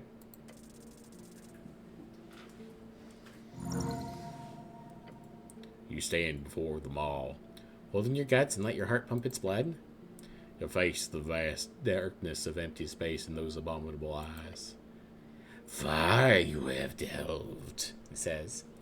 I'm happy to greet you. The aberration's voice reverberates against the cold, wet walls of the sewer chambers. Cult hit completed. Alright, well, this is our worm. Naru Supir. I am enamored, impressed, lucky to witness. Shivers. 1,000 eyes, each focused on you. This is something evil. Now speak.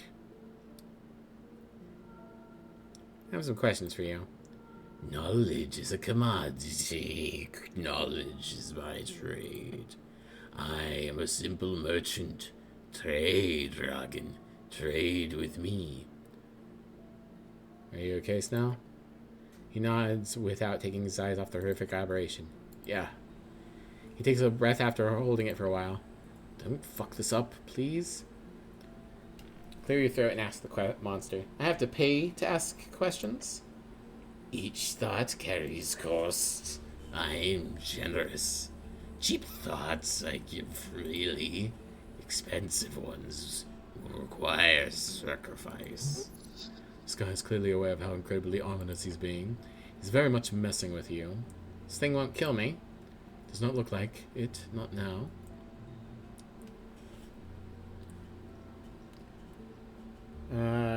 Are you the one called Everglad? Yes. That is the name I have adopted. The original title of my claim was considered too difficult. When I assigned my first warlock servant, we agreed upon a more modern name. Everglad we chose. It is appropriate. It shows my everlasting happiness. The beast's elongated maw appears to widen further.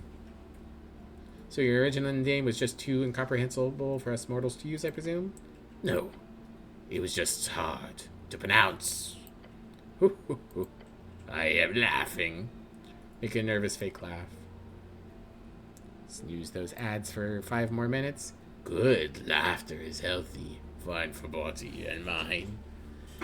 Wait, warlocks? Excuse me. Oh my. Yes, you had run-ins with my former servant, the girl. You're the one who sent her to kill me. Yes. Big misunderstanding. Freya did not perform it to her promised level. We went over it many times. It was not a sudden decision, I assure you. I made sure to go through the appropriate steps. I offered training, magical enhancements, snacks and conditions, and even free knowledge. None of it was enough to get her to the appropriate performance. Thus, we had ended up having to cut the patronage short. Very unfortunate. It is not often my warlocks end their service in anything other than death. He clacks his massive teeth together. I go through one servant at a time, so the position is now open. Interested? This is how I could get warlock for probably charisma. Cleric? The goblin looks worried. I would ask your goblin friend. However, I sense hesitation for outsourcing on his end. Aha. You send your warlock to kill me, and then you offer me their job as your servant. Well, it is something to be considered. Your performance, after all, is very admirable. I will respectfully decline. Oh, how come? I am a free man. I'm apolitical. I cannot be biased like this. Very well. We can discuss it later. I do not wish to push you into anything. I offer nothing but the best in terms of a patron of the dark. Could be cool. You should bend the knee, always. The more it beckons. You haven't explained why you tried to kill me. That is correct.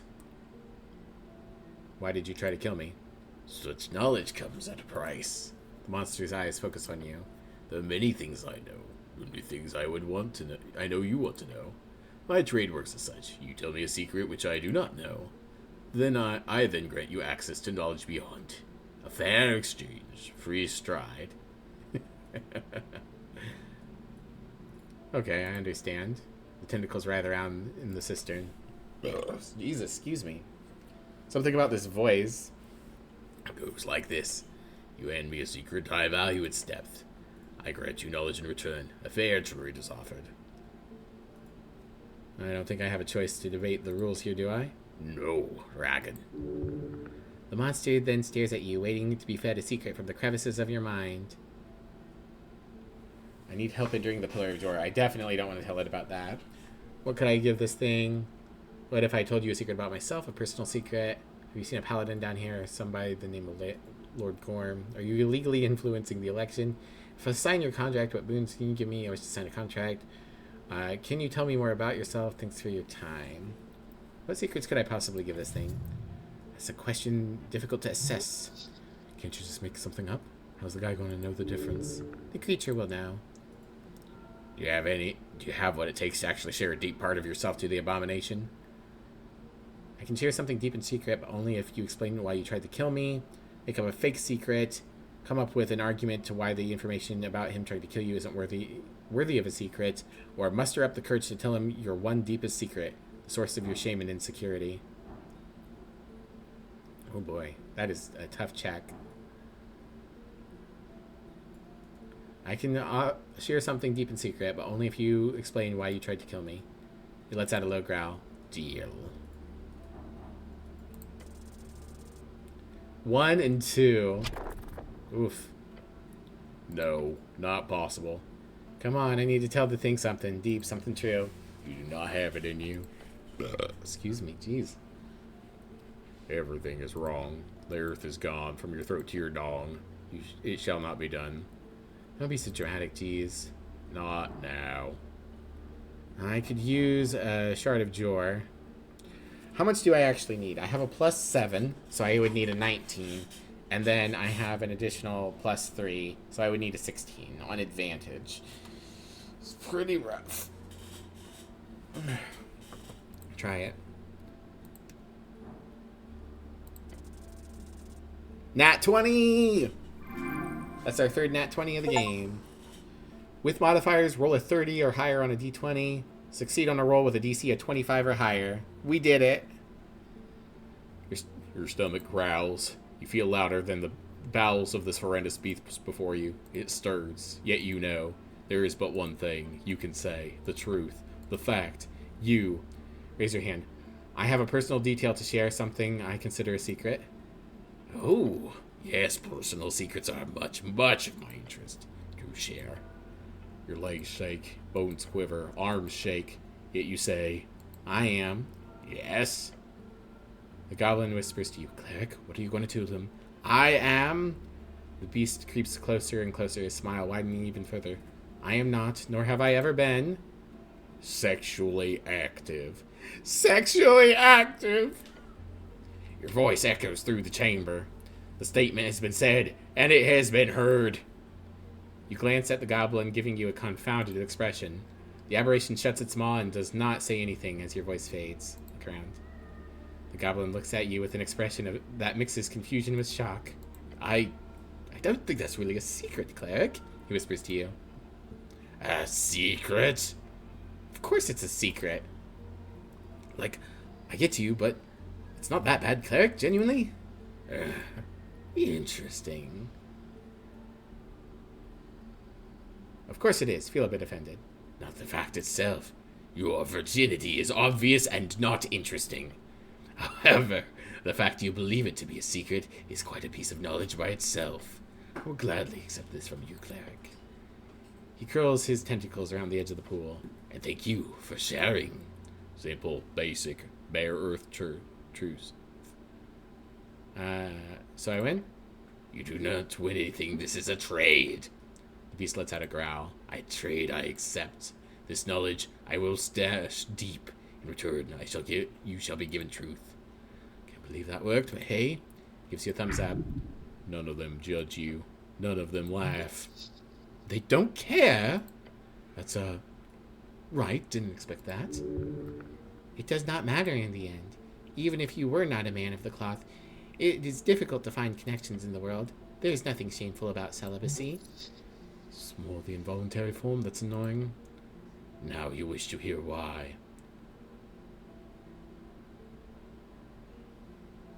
Yeah, why?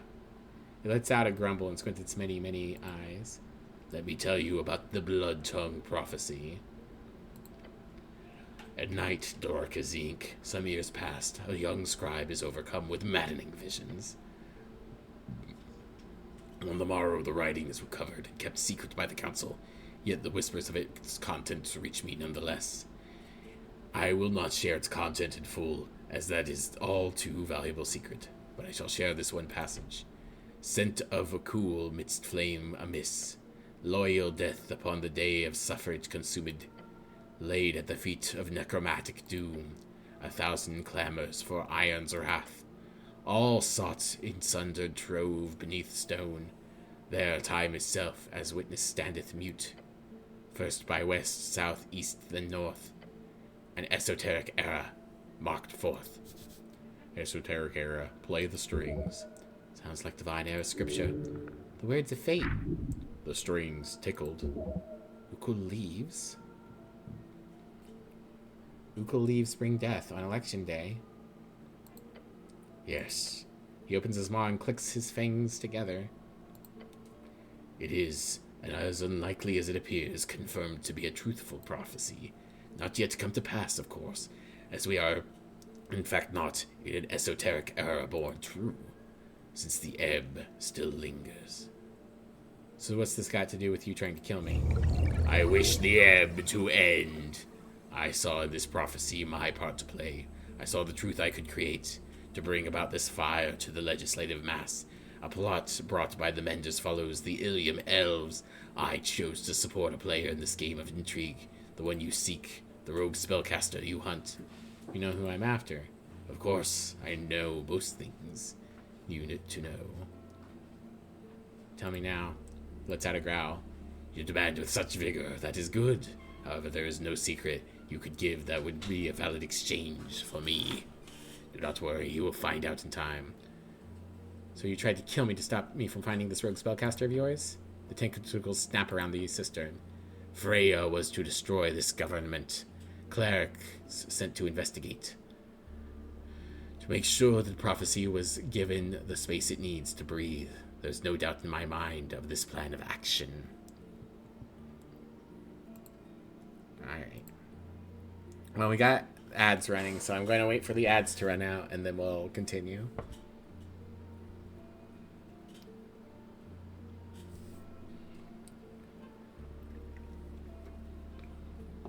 And once this conversation is done, we'll wrap up. Go ahead and open another tab so I can see who's online for who I want to raid in a minute. Dandy's doing Overwatch with some friends. Not usually on this late. Flannel's doing her university anniversary. There's a few options. I'll probably raid Dandy if she's still going. Read any good books lately? I have not read a book in so long. So long. The last book I read, I started trying to reread Thud a few years back. But other than that, I don't think I've read since college. It's been a weird blockage for me. It's not brain activating enough. I don't know. I miss reading, but I don't feel like I can anymore. Been a lot of narrative games that I've played, though, so there's that. How about you, Gremlin? You read anything lately?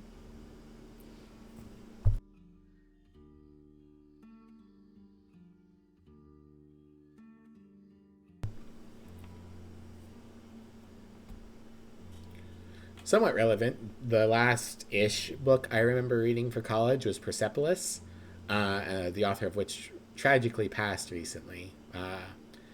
I highly recommend that to people. It's a graphic novel. It's about an Iranian woman who moves to France. It's very good. Kind of evocative of, I mean, obviously not as intense of a subject material, but very evocative of Maus, Maus. Admittedly, a couple months ago, but A Drop of Corruption, which is basically Sherlock Holmes, but with kaiju and institutional biomancy. Oh, that sounds cool. Thanks for the share. Emmy's read recently. Emmy read, I think, all of the books, or at least a few of the books, in the Gideon the Ninth series, which is about space necromancers, from what I understand. Lesbian space necromancers. I've heard that it is a very good series. Right. Ads are over in 5, 4, 3, 2, 1. Everything currently out. Nice. Alright, we're back from the ads. We're going to finish this conversation and then probably wrap up stream. Freya was to destroy this government cleric sent to investigate, to make sure the prophecy was given the space it needs to breathe. There was no doubt in my mind of the plans of action, till you stepped into my chambers here. I see more than truth in you. It is obvious. I backed the wrong guy. Now I will look upon you instead, Ragan. Thanks. You are welcome. Bring me my esoteric era, Ragan. I am fully convinced you will. He's not interested in debate here. He's not even interested in your opinion. This guy literally just wants to watch you do whatever it is you're going to do. How ominous. An aberration obsessed with fate. This will surely haunt you. It will watch as you step into legend.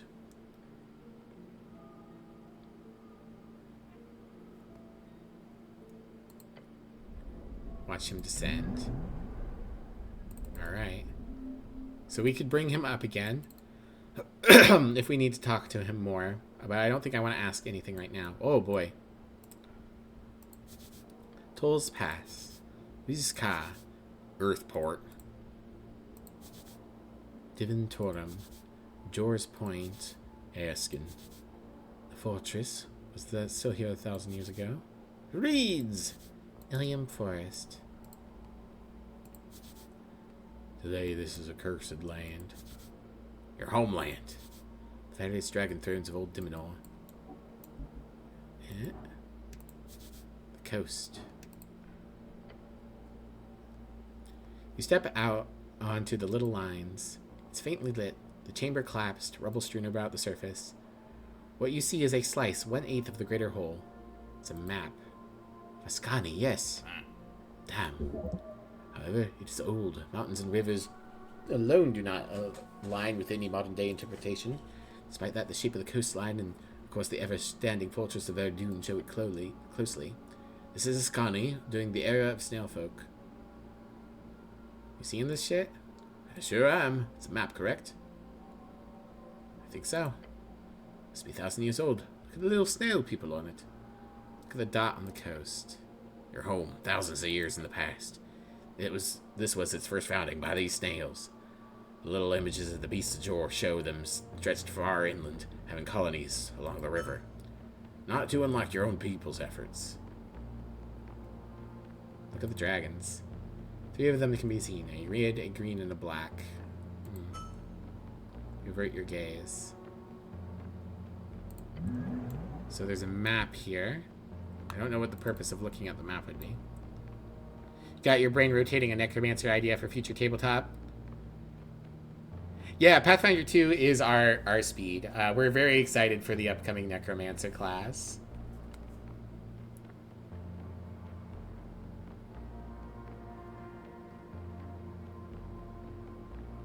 Read the first one and bounced off it. It's a very esoteric series. You don't even know who the protagonist is of the third one until like 5 chapters in. And the same can be said of the second one in a way, so you can see why someone might bounce off of it, but you really enjoyed it. Yeah, we're very excited for Pathfinder's Necromancer. Okay. So, interesting. What other paths are there to follow? The cult hit is done. Crypt Keeper is done. River Take Me is done.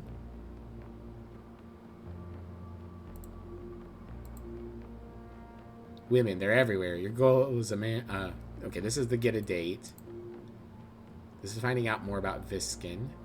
So my assumption now is that Viskin is trying to take control in order to bring about this esoteric era, based off that prophecy we just got. Somewhere below is the Book of the Mind. There's the riddle. I still haven't found the Copper Press. The missing paladin. Alright, I want to check my whoopsie. No. Journal. The Undercoast Path. I wish I could zoom out more.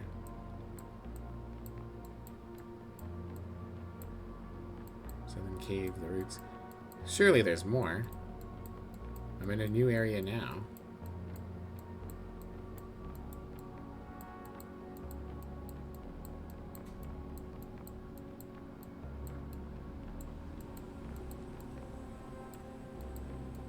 Is this area just not mapped? Or mappable? I guess. You'd think it would at least be something on here.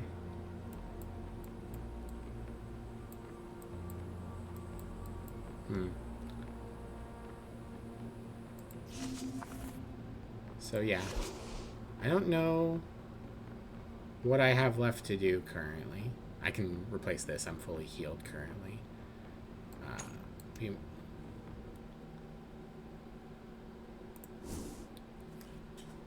Okay. Well. We'll figure out what we want to do tomorrow. We have all of these basically warlock level patron beings we could talk to.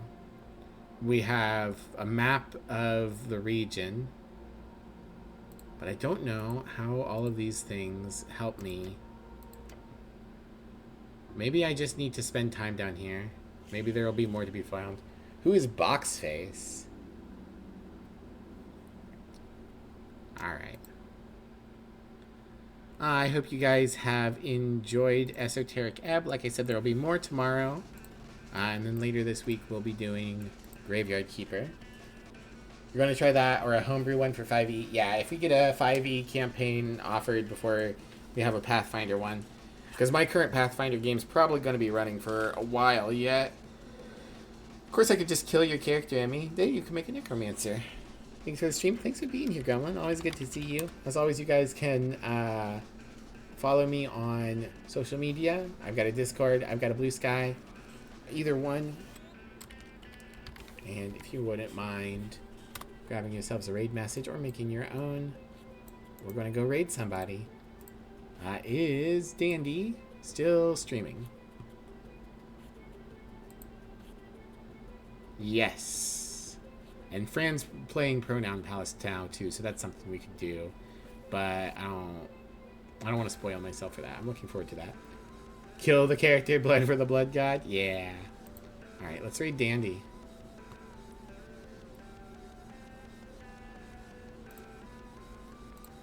Do.